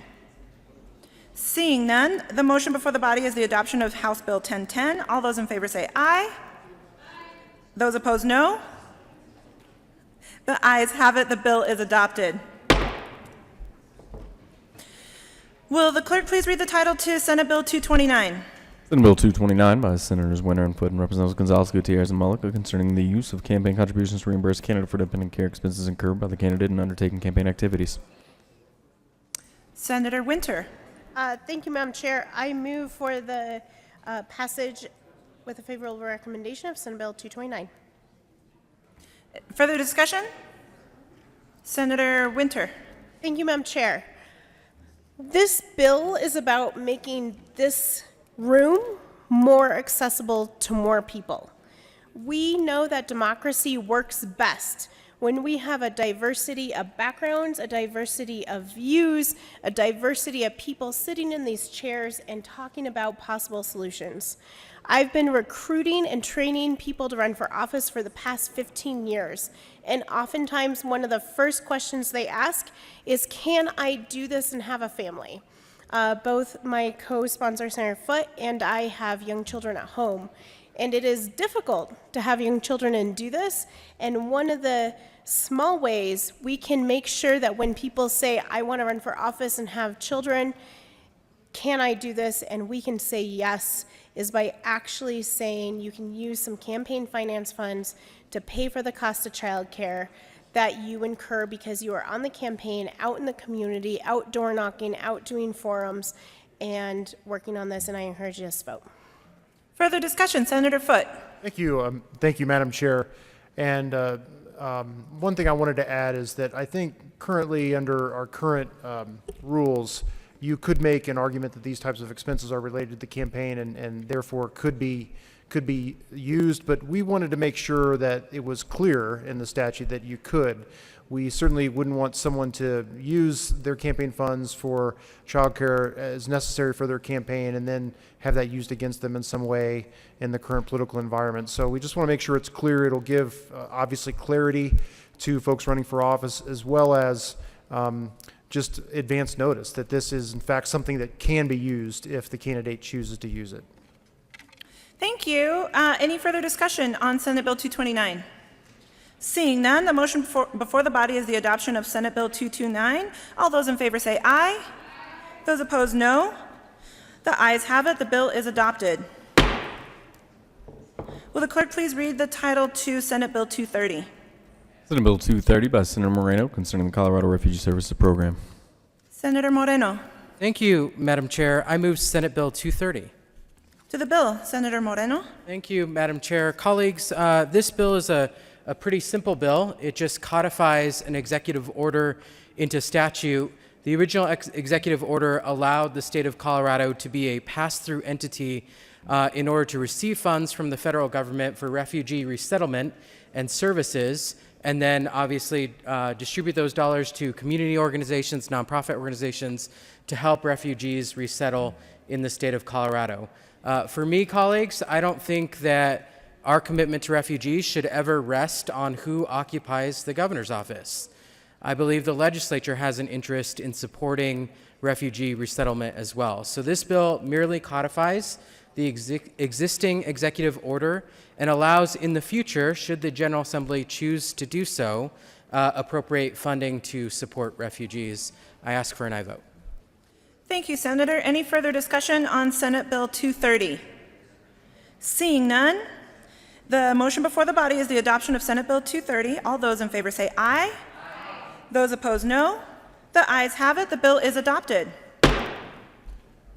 Will the clerk please read the title to Senate Bill 196? Senate Bill 196 by Senators Lee and Danielson concerning the modification of procurement requirements for state contracts for public projects. Mr. Majority Leader. Thank you, Madam Chair. I move Senate Bill 196 lay over until tomorrow, Friday, April 12th. So moved. The motion before the body is to lay over Senate Bill 196 until tomorrow. All those in favor say aye. Those opposed, no. The ayes have it. The bill is laid over. Will the clerk please read the title to House Bill 1118? House Bill 1118 by Representatives Jackson and Glendale and Senator Williams concerning the time allowed for a tenant to key release violation that is not a substantial violation. Mr. Majority Leader. Thank you, Madam Chair. I move House Bill 1118 lay over until tomorrow, Friday, April 12th. The motion before the body is to lay over House Bill 1118 until tomorrow. All those in favor say aye. Those opposed, no. The ayes have it. The bill is laid over until tomorrow. Will the clerk please read the title to House Bill 1149? House Bill 1149 by Representatives Gonzalez Gutierrez and Senator Lee concerning directing the Age of Delinquency Task Force of the Colorado Commission on Criminal and Juvenile Justice to study serving emerging adults in the juvenile justice system. Senator Lee. Thank you, Madam Chair. I move House Bill 1149. To the bill, Senator Lee. Thank you. I didn't think there was a committee report, but I was waiting for you to help me out there. Of course. Very good. Please proceed. House Bill 1149 proposes to have CCJJ study the age of delinquency to determine whether it makes sense to have the rehabilitative services that are typically provided to youth available to people that are 18 to 24 years old. The bill is easy to support because it's a study that costs nothing and it empowers CCJJ to look at this issue. The modern brain science tells us that kids' brains don't develop fully, particularly the frontal lobe, until age 25. And this study would look at those issues to determine, as I suggest, whether or not it makes sense to have rehabilitative services as opposed to merely punitive services of the criminal justice system for youth. This bill has received significant support in the chambers, came out of Judiciary 4-1. Ask for an aye vote on House Bill 1149. Further discussion? Seeing none, the motion before the body is the adoption of House Bill 1149. All those in favor say aye. Those opposed, no. The ayes have it. The bill is adopted. Will the clerk please read the title to House Bill 1220? House Bill 1220 by Representative Sullivan, Senator Fields, concerning allowing a court facility dog to accompany witness during testimony. Senator Fields. Thank you, Madam Chair. I move House Bill 1220 on second reading. There is no committee report. To the bill, Senator Fields. Thank you, Madam Chair. Members, this bill just allows the use of court facility dogs by a witness in certain circumstances in our courtroom facilities. I urge an aye vote on House Bill 1220. Thank you, Senator Fields. Any further discussion? Senator Lee. Thank you, Madam Chair. I have an amendment to this bill. There is an amendment on the desk. I move Amendment 007 to 1220. Right here. Gonzalez amendment. I'm pinch hitting.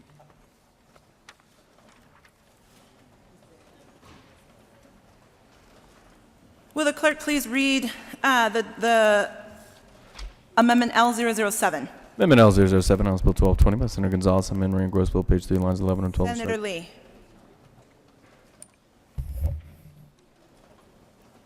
Senator Lee. Thank you, Madam Chair. This is a slight tweak to the bill to change one word in it on page 3, line 10. The bill provides for facility dogs to help witnesses who are giving testimony in court to help reduce their anxiety, and the judge has to authorize it.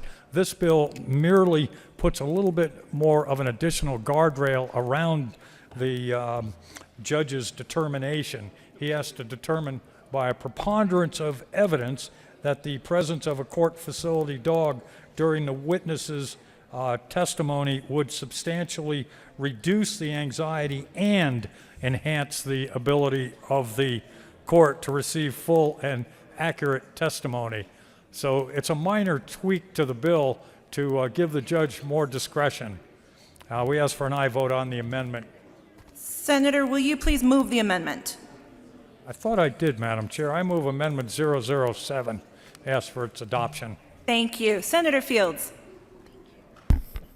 Thank you, Madam Chairs and member. I am just receiving this amendment right now, so I have not had a chance to evaluate the merits of this amendment, but wanted to give you a sense of what these court facility dogs will do. Oftentimes, if you have a child witness who has been sexually assaulted or something has happened where they have to testify in a courtroom and their parent or their family member is there, these dogs, and they were showcased for us in the courtroom. These are the ones we saw were Labrador retrievers. They just sat calmly in the committee room. They weren't wagging their tails. They weren't doing anything to create any excitement. Typically, they're housed or they sit underneath the witness podium there, and they're not visible. So there's no way to have them be influenced by the jury. The judge makes determination all the time, so I'm just kind of a little bit complex about why we need to have additional guardrails around anxiety and why we need to have some additional clarification regarding anxiety. We see anxiety every day, and judges are making decisions that are much more complex as it relates to behavior. We know what anxiety looks like. We see it here every day. Somebody might have sweaty palms. They might have their voice shaking. But what we're trying to do is we're trying to get the truth out in a courtroom. And if a dog is able to provide some kind of comfort in the courtroom that's not seen to reduce that anxiety so they can get the truth out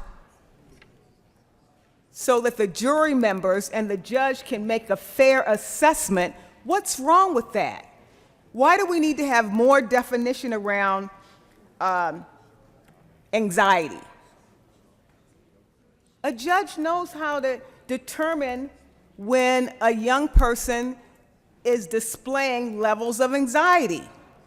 If you're 8 years old, 9 years old, 12 years old, you have a disability, intellectual disability, and you need to have something to reduce your anxiety, and a courtroom facility dog is there to help elevate and advance truth, to solve crime, why do we need additional language so the judge can determine if someone is having an anxiety or not? I don't know if that's necessary. It seems minor, but I have not had a chance to review this with the stakeholders who brought this forward. I've not had an opportunity to review this with DAs. It seems simple, but I have not had the opportunity to really evaluate if how this hinders the ability to get truth out. This is already taking place in courtrooms across the nation. We're doing this already in Arapahoe County. And no one is giving a judge additional definition about his ruling if a court dog should be in that room. I just don't understand why this is necessary, so before I can say vote yes or no, I guess I need more clarification about why do our judges need more clarification on this? We're asking them to provide sentencing, 5 years, 3 years. Now we're trying to determine how they should determine if a child has anxiety about testifying against their parent or family member against sexual assault. This is about advancing the truth. And sometimes having a dog that's just there as an area of comfort. You see people here in the Capitol have service dogs, companion dogs. This is a dog that's trained and certified not to interfere with the process, but to reduce anxiety. And now we want to create more clarification about what anxiety is all about. These judges are smart. They know how to sniff out and evaluate if somebody's trying to trick the system. They do it every day. I don't think we need more clarification to give to a judge about how do you determine if a child or a witness is too anxious. We're all anxious when you go through a court proceeding. It's not easy, but we're trying to advance the truth. And if a dog is there to help reduce the anxiety of a child or someone with a developmental disorder because it's already stressful, now we want to introduce another criteria to hinder. Is it to hinder truth? What are we trying to do here? Why is this necessary? Our judges can do this without this additional clarification. So if someone can speak to the legal merits of this, then I would appreciate this, because I believe that our judges have the qualifications, the certification, the intellectual capacity to determine if a witness is anxious or not, and determine if they should have a courtroom facility dog in the courtroom. That's all they have to determine that. And I think they're qualified to do so. Senator Lee. Thank you, Madam Chair. I was persuaded and compelled by the words of my learned colleague, and I move to withdraw Amendment 007 and offer Amendment 008. There is an amendment on the desk. Will the clerk please read the title to Amendment L008? Amendment L008, House Bill 1220 by Senator Lee, main reading, Gross Bill, page 3, lines 11 and 12, and strike reduce the witness's anxiety, or in substitute reduce the witness's anxiety and. So 008 removes the word substantially reduce anxiety, so there is no change. The qualification that the judge must evaluate is that the presence of the dog will reduce anxiety and increase the abilities of the court to receive full and accurate testimony. So we're adding the concept that the presence of the dog has to both increase, or excuse me, both reduce the witness's anxiety, which the senator spoke about, and enhance the ability of the court to receive full and accurate testimony. So we just want to ensure that this dog is doing some good for the witness to enhance their capability, not just be a companion for the sake of companion. Is there any Ask further for an discussion? aye vote on the amendment. Thank you. Senator Fields. Thank you, Madam Chair, and I'd like to thank the representative from Colorado Springs for providing this. Senator Fields, do you mean the senator from Colorado Springs? Yes. Excuse me, the Honorable Senator from Colorado Springs. Thank you for bringing L008. Thank you. Please proceed. And so here we're talking about semantics once again. This is about words. And so what we've done here is that we've added the word "and." You agree with it? Sure. She agrees with it.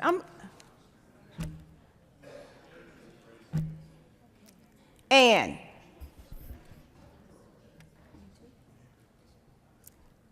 Experiencing the criminal justice system is not easy. This is a way to advance truth in the courtroom. Having a trained facility court dog that are traditionally are Labrador retrievers that are there to reduce anxiety. And then we're going to add the word "and" to line 3.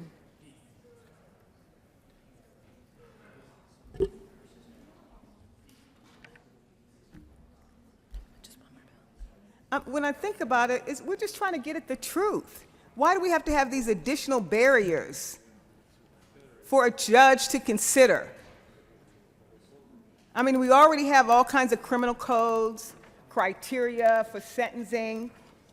You can get this sentence. I mean, where's there truth and justice when now we're trying to say that you can have a courtroom facility dog that's not going to influence the jury, but now we want to add this word "and."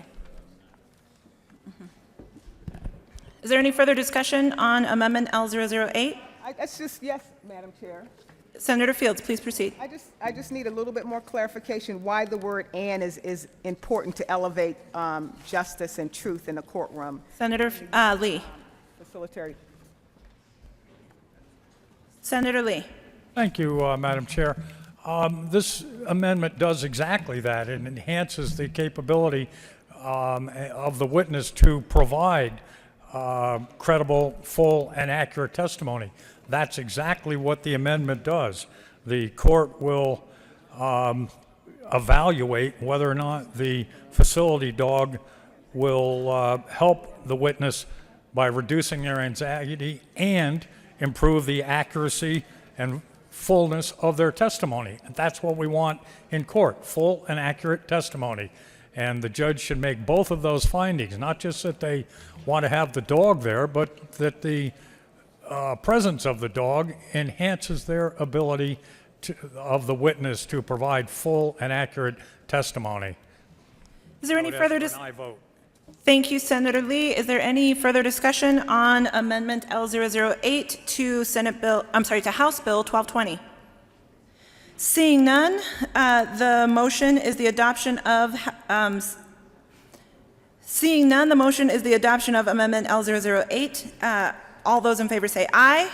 Aye. Those opposed, no. The ayes have it. The amendment is adopted. To the bill, Senator Fields. Members, I urge an aye vote on House Bill 1220. Thank you. Is there any further discussion? Seeing none, the motion is the adoption of House Bill 1220. All those in favor say aye. Aye. Those opposed, no. The ayes have it. The bill is adopted. Will the clerk please read the title to House Bill 1092? House Bill 1092 by Representatives Valdez and Senator Janal concerning a prohibition on future ownership of an animal for persons convicted of animal cruelty. Senator Janal. Thank you, Madam Chair. I move House Bill 1092 and the Judiciary Committee report. To the Judiciary Committee report, Senator Janal. Thank you, Madam Chair. The Judiciary Committee added an amendment at the request of the House sponsor to add a very short title called Punky's Law. On behalf of the House sponsor, whose dog died on March 28th, as this bill was moving through the process. Punky was a rescue from New Mexico and was badly abused, and it was the best friend of the House sponsor, Representative Valdez, Alex Valdez, and the reason why Rep. Valdez feels so strongly for animal welfare, and I ask for an aye vote. Is there any further discussion on the committee report? Seeing none, the motion is the adoption of the Judiciary Committee report. All those in favor say aye. Aye.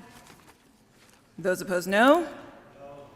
The ayes have it. The report is adopted. To the bill, Senator Janal. Thank you, Madam Chair. House Bill 1092 links the welfare of pets to the welfare of people. And basically, this bill would allow judges to order convicted abusers into a treatment program aimed at reducing recidivism. In addition, it would prevent animal abusers from owning another animal for a specified period of time. This bill only applies to pets as defined in CRS 35-80-102, and it does not apply to livestock or wildlife. I ask for an aye vote. Any further discussion? Seeing none, the motion is the adoption of House Bill 1092. All those in favor say aye. All those opposed, no. The ayes have it. The bill is adopted. Majority Leader Fenberg. Thank you, Madam Chair. I move the committee rise and report. The motion before the committee is to rise and report. All those in favor say aye. Those opposed, no. The aye, almost this time, but the ayes have it. Once again, the committee will rise and report.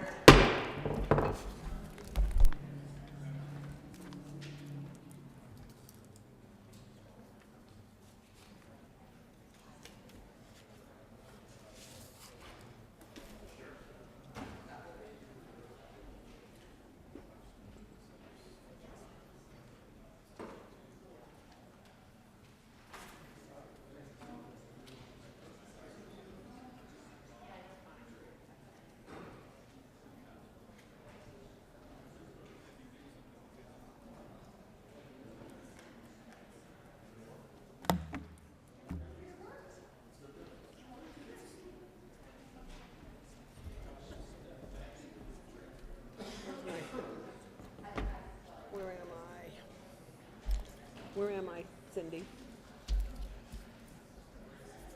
Where am I?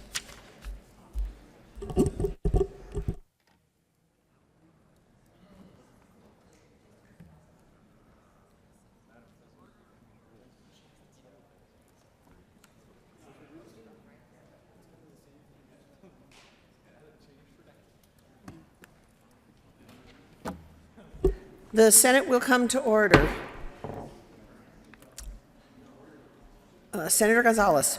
Thank you, Madam President. The committee has met and had a number of bills under consideration. Will the clerk please read the report? Madam President, your committee will lead reports that in consideration of following test bills being seconded thereof makes following recommendations. Number 1, Senate Bill 179 is amended, Senate Bill 163 is amended, Senate Bill 160 is amended, Senate Bill 229, Senate Bill 230 passed second read order, goes place counter for third reading and final passage. House Bill 1025, House Bill 1010, House Bill 1149, House Bill 1220 is amended, House Bill 1092 is amended, passed second read order, revised place counter for third reading and final passage. Senate Bill 196, House Bill 1118 later read until 4/12/19 retaining their place on the calendar. Senator Gonzalez. Thank you, Madam President. I move for adoption of the report. The motion is the adoption of the committee report of the whole, the committee of the whole report. Are there any no votes? Seeing none, with 35 ayes, 0 no, 0 excused, the committee of the whole report is adopted. Are there amendments on the desk?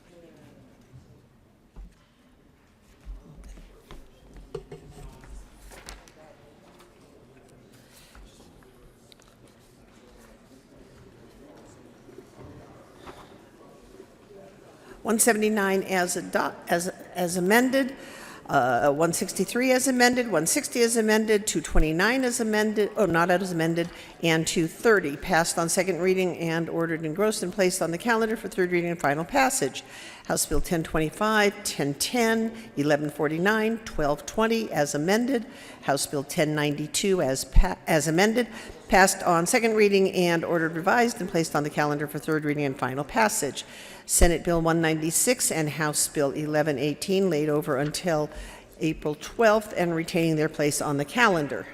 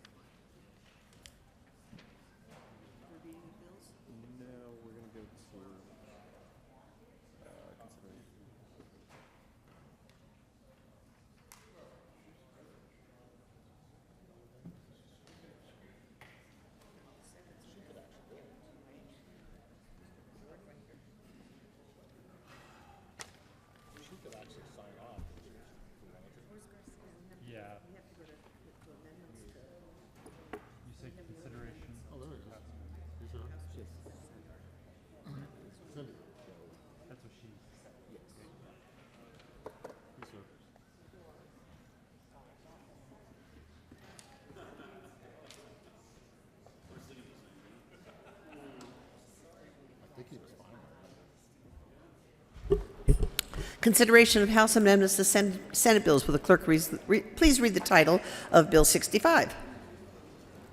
Senate Bill 65 by Senator Garcia and Representative Exum concerning the creation of a peer health assistance program for emergency medical service providers and in connection therewith making an appropriation. President Garcia.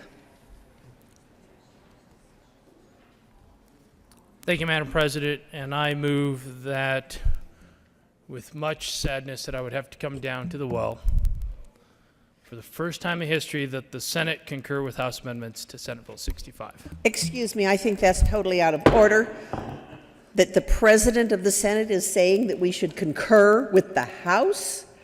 I beg your pardon. Senator Garcia. Madam President, yes, it appears that the House, with limited wisdom, did propose some amendments that would be good for Coloradan providers in this amendment to offer confidentiality protections for individuals who report substance abuse. And as you know, Senate Bill 65 was supported broadly here in the Senate. I would ask for an aye vote in concurrence.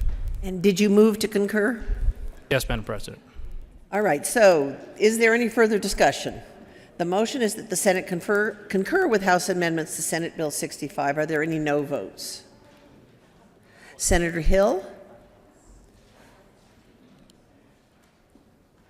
With a vote of 34 ayes, 1 no, 0 absent, 0 excused, the Senate concurs with the House amendments to Senate Bill 65. President Garcia. Thank you, Madam President, and I move for the repassage of Senate Bill 65. The motion is the repassage of Senate Bill 65. Are there any no votes?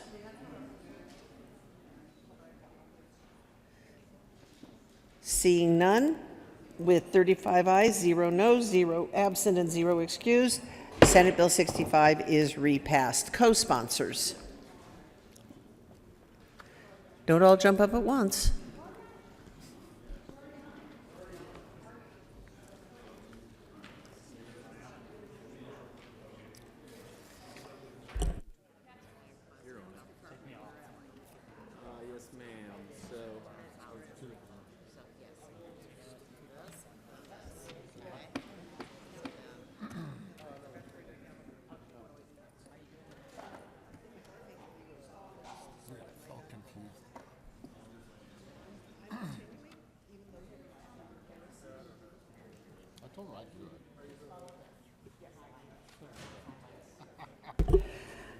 Consideration of House amendments to Senate bills. Will the clerk please read the title of Senate Bill 90? Senate Bill 90 by Senator Scott and Representative Gray concerning the operation of peer-to-peer motor vehicle sharing businesses. Senator Scott. Thank you, Madam President. I appreciate everybody's super attention to this. It's so important. Senate Bill 90 I have to ask for a conference committee. Well, I think that's far more appropriate than concurring with the House. Thank Thank you. So I move a conference committee reform for Senate Bill 90.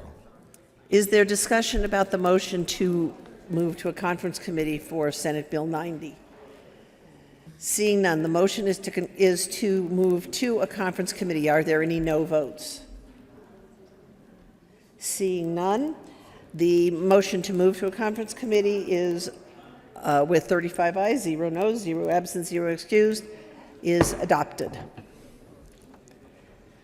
The following senators are appointed as members of the First Conference Committee on Senate Bill 90. Senators Donovan, Senator Todd, and Senator Scott. Donovan, Chair. Senator Scott. Thank you, Madam President.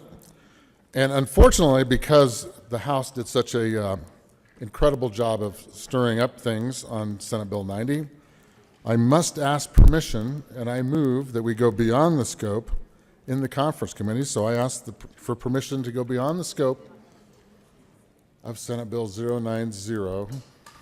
The motion before the body is to grant permission Scope of differences.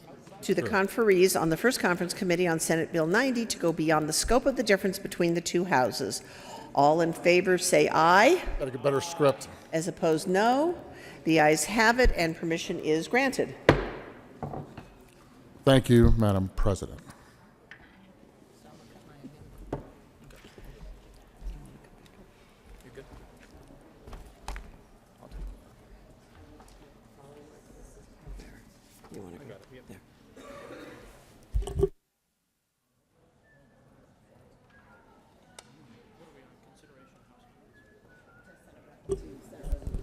Consideration of House amendments to Senate resolutions. Will the clerk please read the title to SJR 8? Senate Joint Resolution 8 by Senator Lundin and Representative Carver concerning the recognition of the 35th Space Symposium celebrating the premier international space policy and program forum. Senator Lundin. Thank you, Mr. President. I move that the Senate concur with the House amendments to SJR 19008. It seems they saw something outside the galaxy we did not see. Senator Lundin. All right. Is there further discussion? Senator Lundin. Yes, in all seriousness, they saw the wisdom in sending a copy of the resolution to the CEO of the Space Foundation. I think that's an appropriate thing to do. There probably was no way we could have done it other than to amend the resolution. And so because that is the nature of communications in this day and age, I think it is appropriate that we amend this resolution thusly. Is there further discussion? Seeing none, the motion is that the Senate concur with House amendments to Senate Joint Resolution 008. Are there any no votes? With a vote of 35 ayes, 0 no votes, 0 absent, and 0 excused, that motion is adopted. Senator Lundin. Mr. President, thank you very much. I move for the repassage of SJR 19008 as amended. Is there discussion? Senator Quorum. Thank you, Mr. President. I have a question for the Senate sponsor. Did this happen because the heart was in Saturn and the head was in Uranus?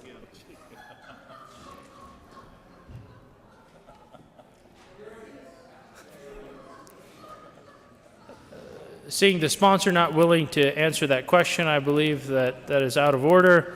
Is there further discussion? Seeing none, the motion is for the repassage of SJR 008. Are there any no votes?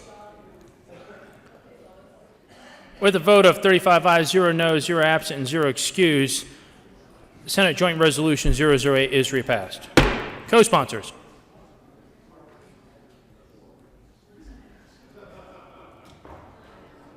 Consideration of conference committee reports. Will the clerk please read the title to House Bill 1131? House Bill 1131 by Representative Hawkins Lewis and Senator Winter concerning a requirement to share the wholesale acquisition cost of a drug when sharing information concerning the drug with another party. Senator Winter. Thank you, Mr. President. I move that the Senate adopt the first report of the First Conference Committee on HB 1131.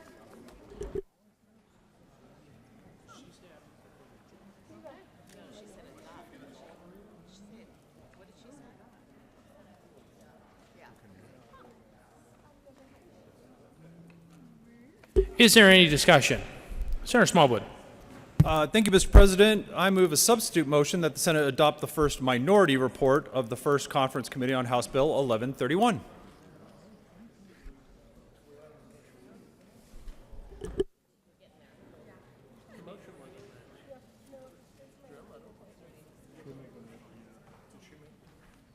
Andrew said she did. Is there any discussion? Senator Smallwood. Mr. President, if I could, can we have Senatorial 5? The Senator will stand in Senatorial 5.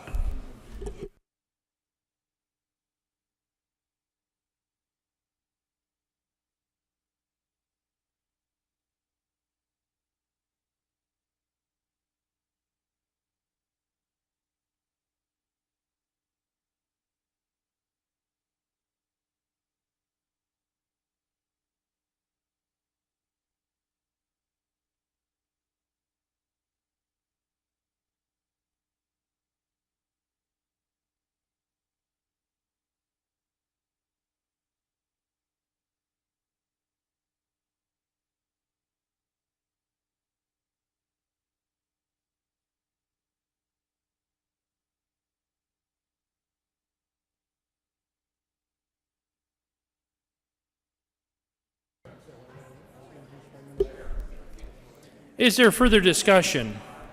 Senator Smallwood. Thank you, Mr. President. So, colleagues, this is important. As you know, we had good discussion about House Bill 1131. I believe it was the week before last. As you probably remember, we had made an amendment in the Senate that, if I remember correctly, was viewed as a friendly amendment, which turned House Bill 1131 into what I thought was a very good bill. So. What happened in conference committee was the House wanted to change things again and offered some amendments that passed in the House. So what I want to remind everyone of is what we're talking about today, if I could, Mr. President. Continue, Senator.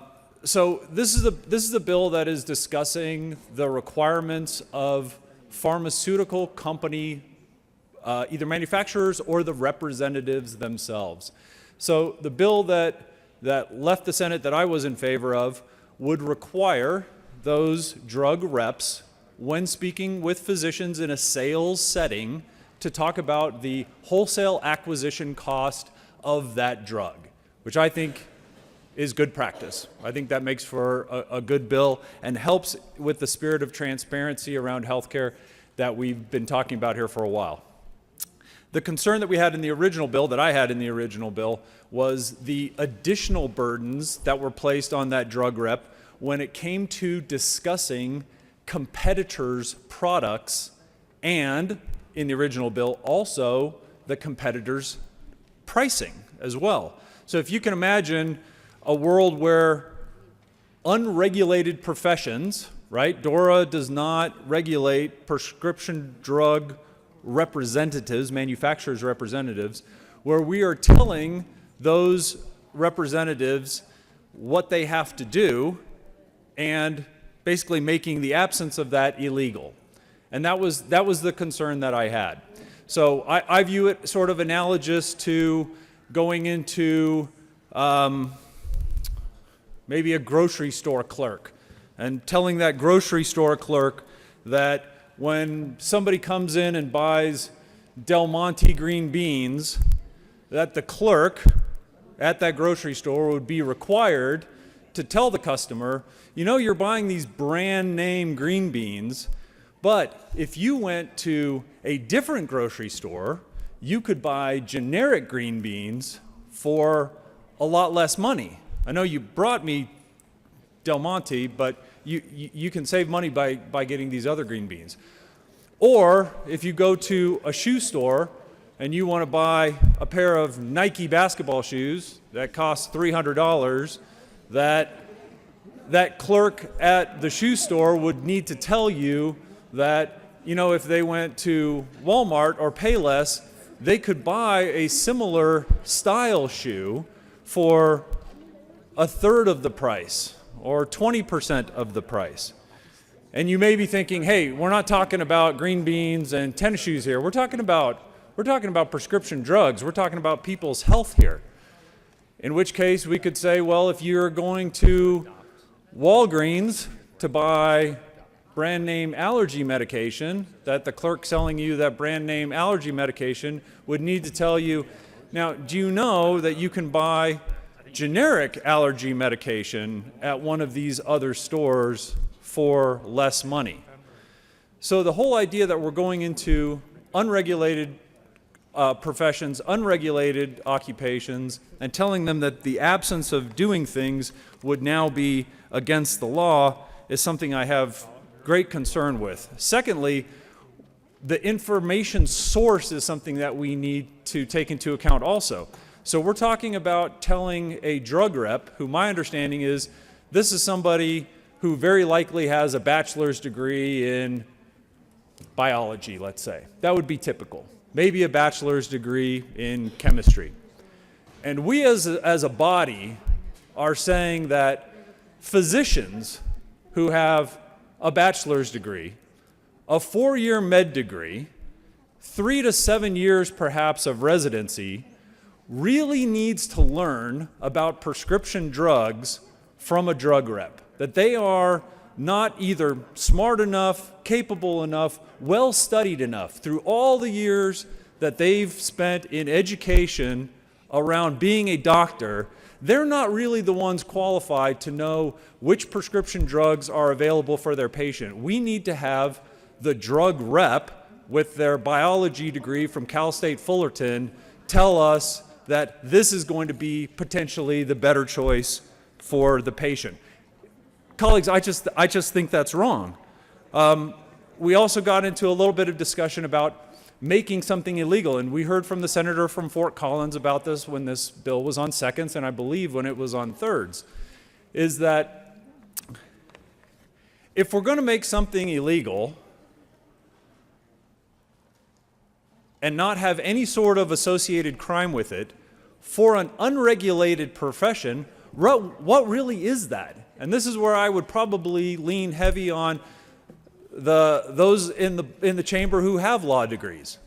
So we've declared something is illegal, but there's no associated crime, and there's no body to regulate it. So if you're a physician and the drug rep had come in talking about the fact that, I'm talking about drug XYZ, and fails to notify that physician about the existence of generic drugs that might be available, because again, the physician really needs to know that information because they're not well educated enough or haven't studied enough to already know that this exists. So because they failed to do that, now let's say the physician or the patient is upset. Somebody has broke the law. So let's call the police. They call the sheriff's department. This drug rep broke the law. So they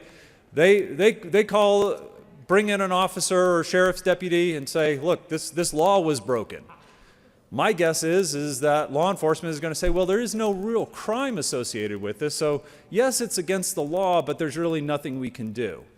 So instead then, that upset physician or upset patient is going to call the regulatory body. Let's say in this case it's DORA, and say, this person egregiously broke the law and didn't tell me about other generic drugs that are similar to the drug that they were originally talking about. I want some action taken. Now, I don't work for DORA, I never have, but I feel really strongly that DORA is going to say, we're terribly sorry, but we don't regulate that profession. Therefore, there's nothing we can do. So if law enforcement can't do anything, and the regulatory bodies can't do anything, is it really important that we put it back into the law? If it's so important, as to the senator from Fort Collins' point, if it is that important that we're now making this behavior illegal, shouldn't we consider having some enforcement around it?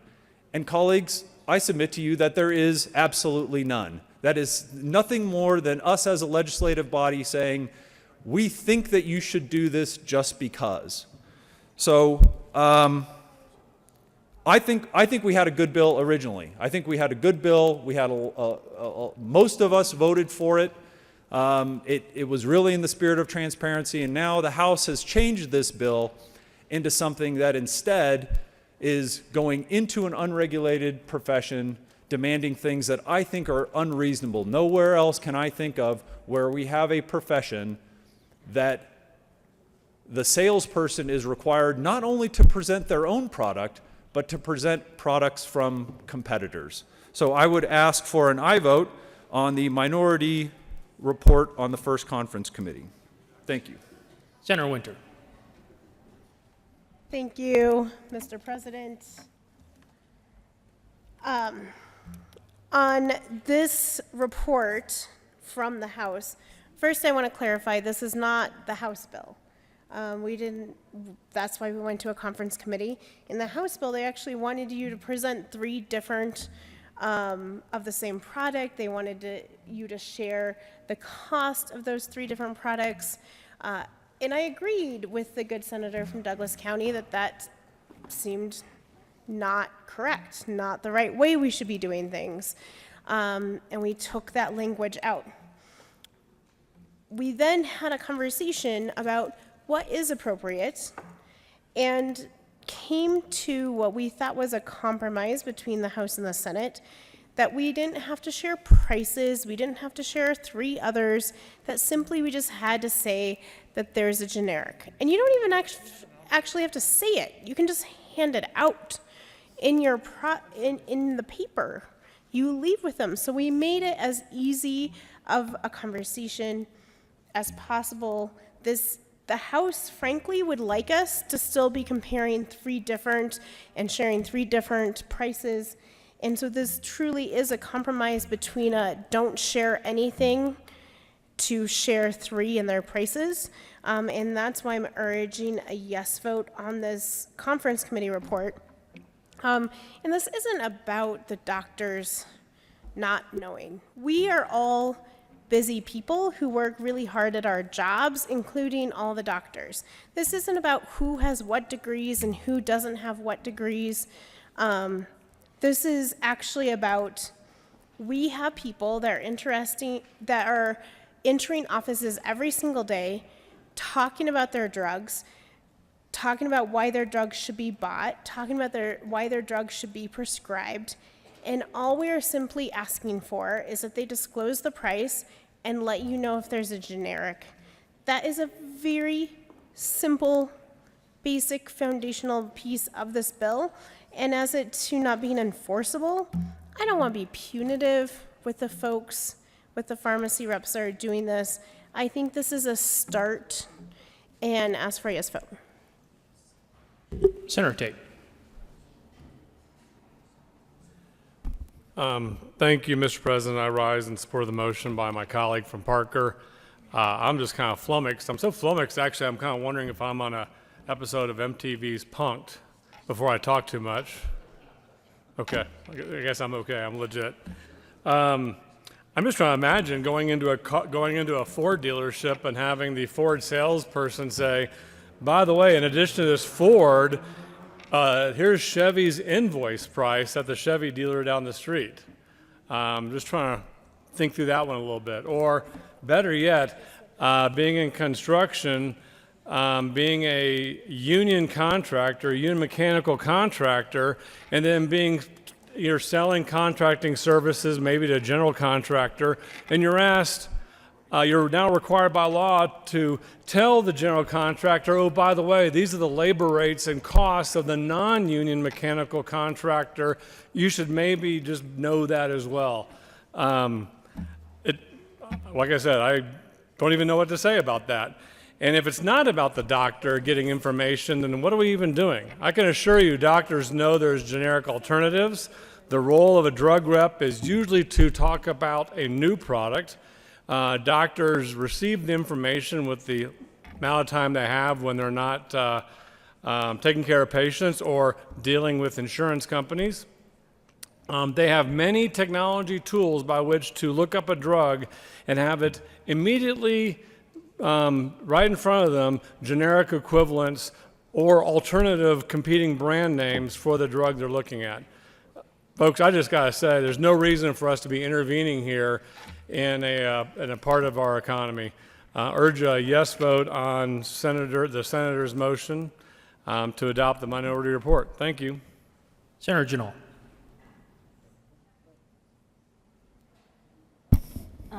Thank you, Mr. President, and I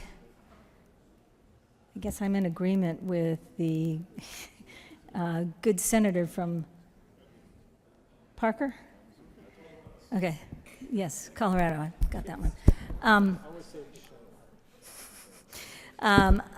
I just, never mind. Anyways, what I heard in regards to the good senator from Westminster was that the drug reps could always leave a paper with the MD or the healthcare provider. Well, we're trying to stop the increased pricing of drugs, but every time there is something that has to come from a company, pharmaceutical company, that has to be vetted, that has to go through a process that's even harder than what we go through, and it has to come from the corporate. So you want to talk about an increase in pharmaceutical prices if a drug rep has to leave pricing information on their drug plus generic drugs, which probably change all the time. So I can't tell you how often that piece of paper that's shiny and nice is going to change, and the price of drugs is going to continue to go up because of things like this, information like this. First, I also want to say that I totally think that drug reps have a lot of information that they deal with. If they forget to have the wholesale acquisition cost, if they forget to say that to the healthcare provider, there right now is no consumer protection that is enforceable, that if a drug rep doesn't say that, then who's going to enforce it? It doesn't have any teeth. To me, this is taking away the onus that we have for years and for forever have put on pharmacists who are very credible, reliable professionals that I think doctors and healthcare providers go to all the time. And we're putting it on the drug representatives that have a lot of things to do and may only get 2 minutes or less with that healthcare provider. So I am not in favor of this bill nor this amendment, because I do believe there is no way that we are able to protect the consumer. It doesn't have any teeth, and it's also asking pharma to a corporation to do something with the people that they have employed that may get covered, it may not get covered, but I just think this is a bill that is unenforceable and is unnecessary. So, thank you. Senator Rodriguez.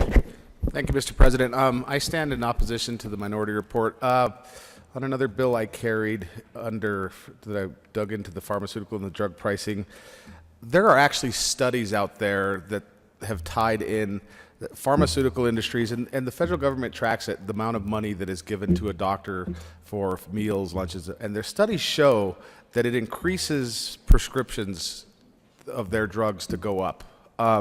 I think this is a good transparency issue. The tying it to construction and jobs, I can't imagine they don't go out and bid prices, and it's not really the same issue, so I didn't understand how they were tying those two together, but I just wanted to put that out there and say I oppose the minority report. Senator Winter. Thank you, Mr. President. And I just wanted to make sure that I was clarifying my discussion. I oppose the minority report. The conference committee is not where the House wants to be. This is truly a compromise. The House wanted many more comparisons. They wanted more information. This is simply saying in a handout that there's a generic. this is a compromise. This is not exactly what the House wanted. We think this is balanced, and I'm encouraging a no vote to the minority report. Mr. Minority Leader. Thank you, Mr. President. I would support the minority report, but I want to offer maybe another suggestion, and that would be to withdraw both motions, form a second conference committee, and go back to discuss this with the House. And here's why.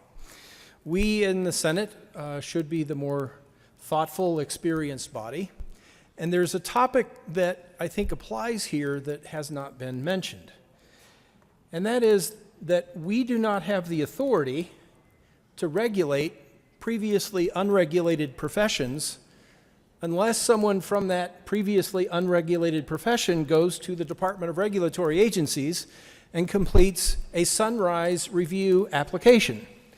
And there is extensive statute, which I have amended over the years, and our colleague, former Representative Rosemary Marshall over in the House amended, but it all started, who might have put such a restriction in place for the Colorado General Assembly to not be able to regulate previously unregulated professions?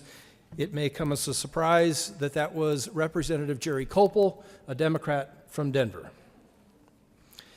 We should be very careful about putting regulatory requirements, either saying these drug reps cannot do one thing or must do another, because as has been pointed out by my colleague from Douglas County, we don't regulate those people. They are a previously unregulated profession. And though I'm not an attorney, I do have more experience with the sunset, sunrise process probably than any other. My first day in the Capitol here working professionally in March of 2002 had specifically to do with the Sunrise review application process. So this is something I've had to study. I had the honor of working with Representative Copel before his passing, and I would encourage consideration of maybe us as the upper chamber, more wise and experienced members of the General Assembly, to consider withdrawing both amendments, going back and forming a second conference committee, and really helping our colleagues in the lower chamber maybe understand that concern that we don't have the authority in the General Assembly because there's statute on the books that limits our ability to do that, and the good Representative Jerry Copel helped us get there. We cannot regulate a previously unregulated profession, and if this bill, either report from the conference committee, if it places restrictions or requirements on a previously unregulated profession, I think the first question would be, should the members of that profession either be registered or licensed by the state of Colorado, which would occur at the Department of Regulatory Agencies, and before that can happen, someone from the industry would fill out the Sunrise review application and submit it to DORA. That has not happened to the best of my knowledge, and I would really encourage consideration between the two reports, between the sponsoring members. Maybe the best thing is pull both of these off the table, ask for a second conference committee to be formed, and go help the House understand some of this institutional memory and history here in the state of Colorado. Thank you, Mr. President. Senator Fields. Thank you, Mr. President. Members, I heard this bill in our Health Committee, and I also was appointed and a member of the Conference Committee, and I oppose the majority report. Let me tell you why. It's because we all understand that the cost of prescription drugs are increasingly getting difficult for people to pay. We know that if you have a name brand drug, it's going to cost more than a generic prescription. Basically, what this bill will do, it will provide more transparency to that patient, to the consumer, in reference to the options that are available to them. So members, I urge that you oppose this report, and let's concur with the conference committee recommendations. Senator Smallwood. Thank you, Mr. President. I ask for another senatorial 5. The Senate will stand in the senatorial 5.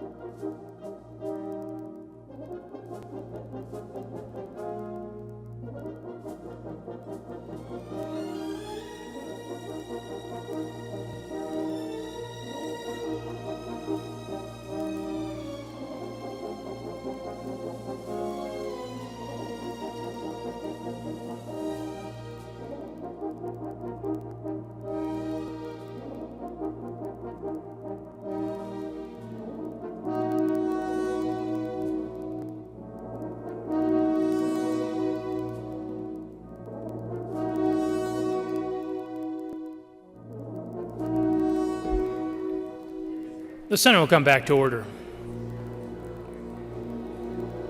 Senator Smallwood is recognized. Thank you again, Mr. President. Thanks to all the colleagues spending time on this important issue. So it sounds like this is something that we're going to take up on a different day after consulting with both the drafter and maybe either OLLS or Ledge Council as to how much we can actually do here. But I do want to give proper credit to the Senate sponsor because, again, if I wasn't completely clear before, I think we had a very good bill that left the Senate. And I know the Senate sponsor has worked to try to create compromises, or I feel strongly that she has where she could. And so I look forward to further conversations about it. It's not the idea of the bill that I oppose because, again, I voted for it and I support it. So I appreciate the president, the majority leader, and the minority leader working with us on this, and look forward to being laid over. Thank you, Mr. President. Mr. Majority Leader. Thank you, Mr. President. I move House Bill 1131 lay over until tomorrow, Friday, April 12th. You have heard the motion. All those in favor say aye. All those opposed, no. The ayes have it, and House Bill 1131 will be laid over until Friday, 4/12 of 2019 on the rules. Message from the House. The House has passed on third reading and transmitted to Revised Statutes House Bill 1227. The House has passed on third reading and transmitted to Revised Statutes House Bill 1271, 1272, 1239 minutes per the House Journal, April 10, 2019. The House has passed on third reading and returns here with Senate Bill 139. Message from the Reviser. We herewith transmit without comment House Bill 1227 without comment as amended, House Bill 1239, 1271, and 1272. Signing of bills. The President has signed Senate Bill 181. Announcements. Senator Zenzinger. Thank you, Mr. President. We have an addition to the appropriations calendar tomorrow morning. We will be also hearing Senate Bill 188, so please add that to your calendar. Thank you.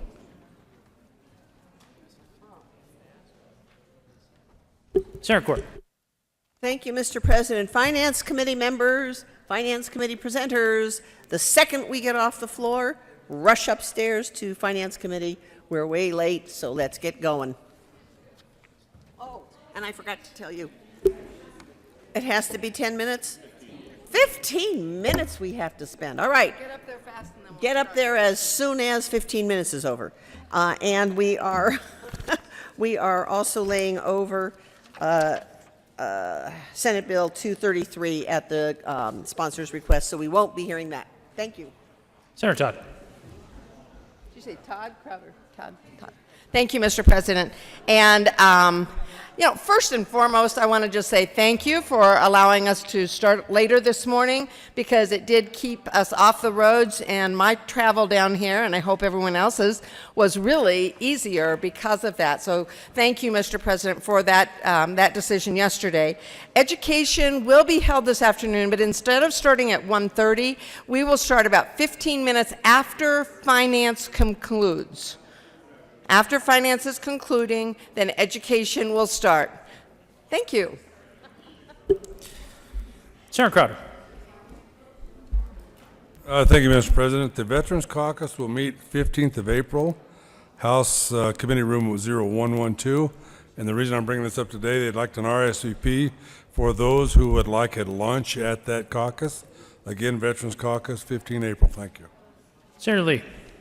Thank you, Mr. President. The Judiciary Committee will have a command performance tomorrow, Friday, upon adjournment to finish off Bills 222 and 223. So look forward to seeing you tomorrow. And the more expeditiously we finish it, the sooner we will get out. So thank you, committee. Senator Fields. Thank you, Mr. President. This morning, we should have each received a small plant from Rise Colorado Coalition, which celebrates the approximate number of 180 babies which are born in Colorado daily.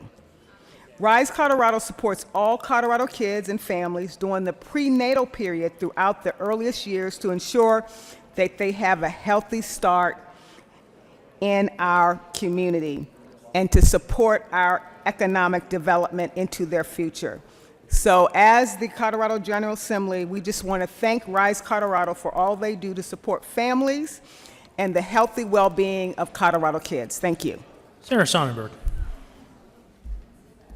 Thank you, Mr. President. Ask for a moment of personal privilege. Granted. Thank you, members. I am pleased to show you the National Western calendar that we received for the steer that we bought at the National Western Junior Livestock Sale. We raised, or they raised, $1,027,750,000 for those kids. The young lady that you have here is Trista Lebsack. And she wrote us a nice thank you note that I'm going to read just a little bit of that says, "Thank you for buying my steer, Otis, at the 2019 National Western Stock Show Junior Livestock Auction. I appreciate the time you spent away from your duties at the state capitol. It means a great deal to me that you see the value of 4-H and FFA programs across Colorado. I am honored that you bought my calf, as he was the only steer in the sale from Colorado." About me, I am 16-year-old sophomore at Bennett High School. I live between Bennett and Strasburg, and I am in House District 56 and Senate District 25. That didn't even raise anybody hackles. I am a third-generation native Colorado and have lived within a few miles of my current home all of my life. My great-grandfather, John Lebsack, served in the State House in the early 1960s. So it's a small, small world. Mr. President, thank you for allowing me that time of personal privilege.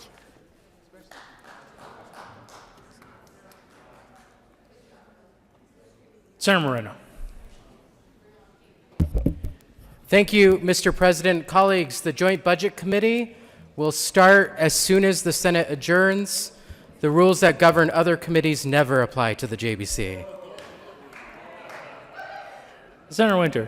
Thank you, Mr. President.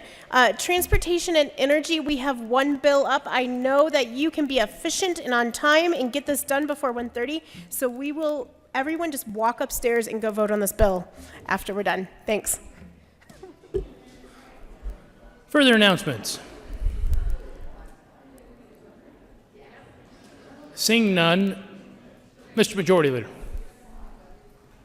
Thank you, Mr. President. I move the Senate recess until 2 p.m. today. You have heard the motion. All those in favor say aye. All those opposed, no. The Senate will stand in recess until 1400 today.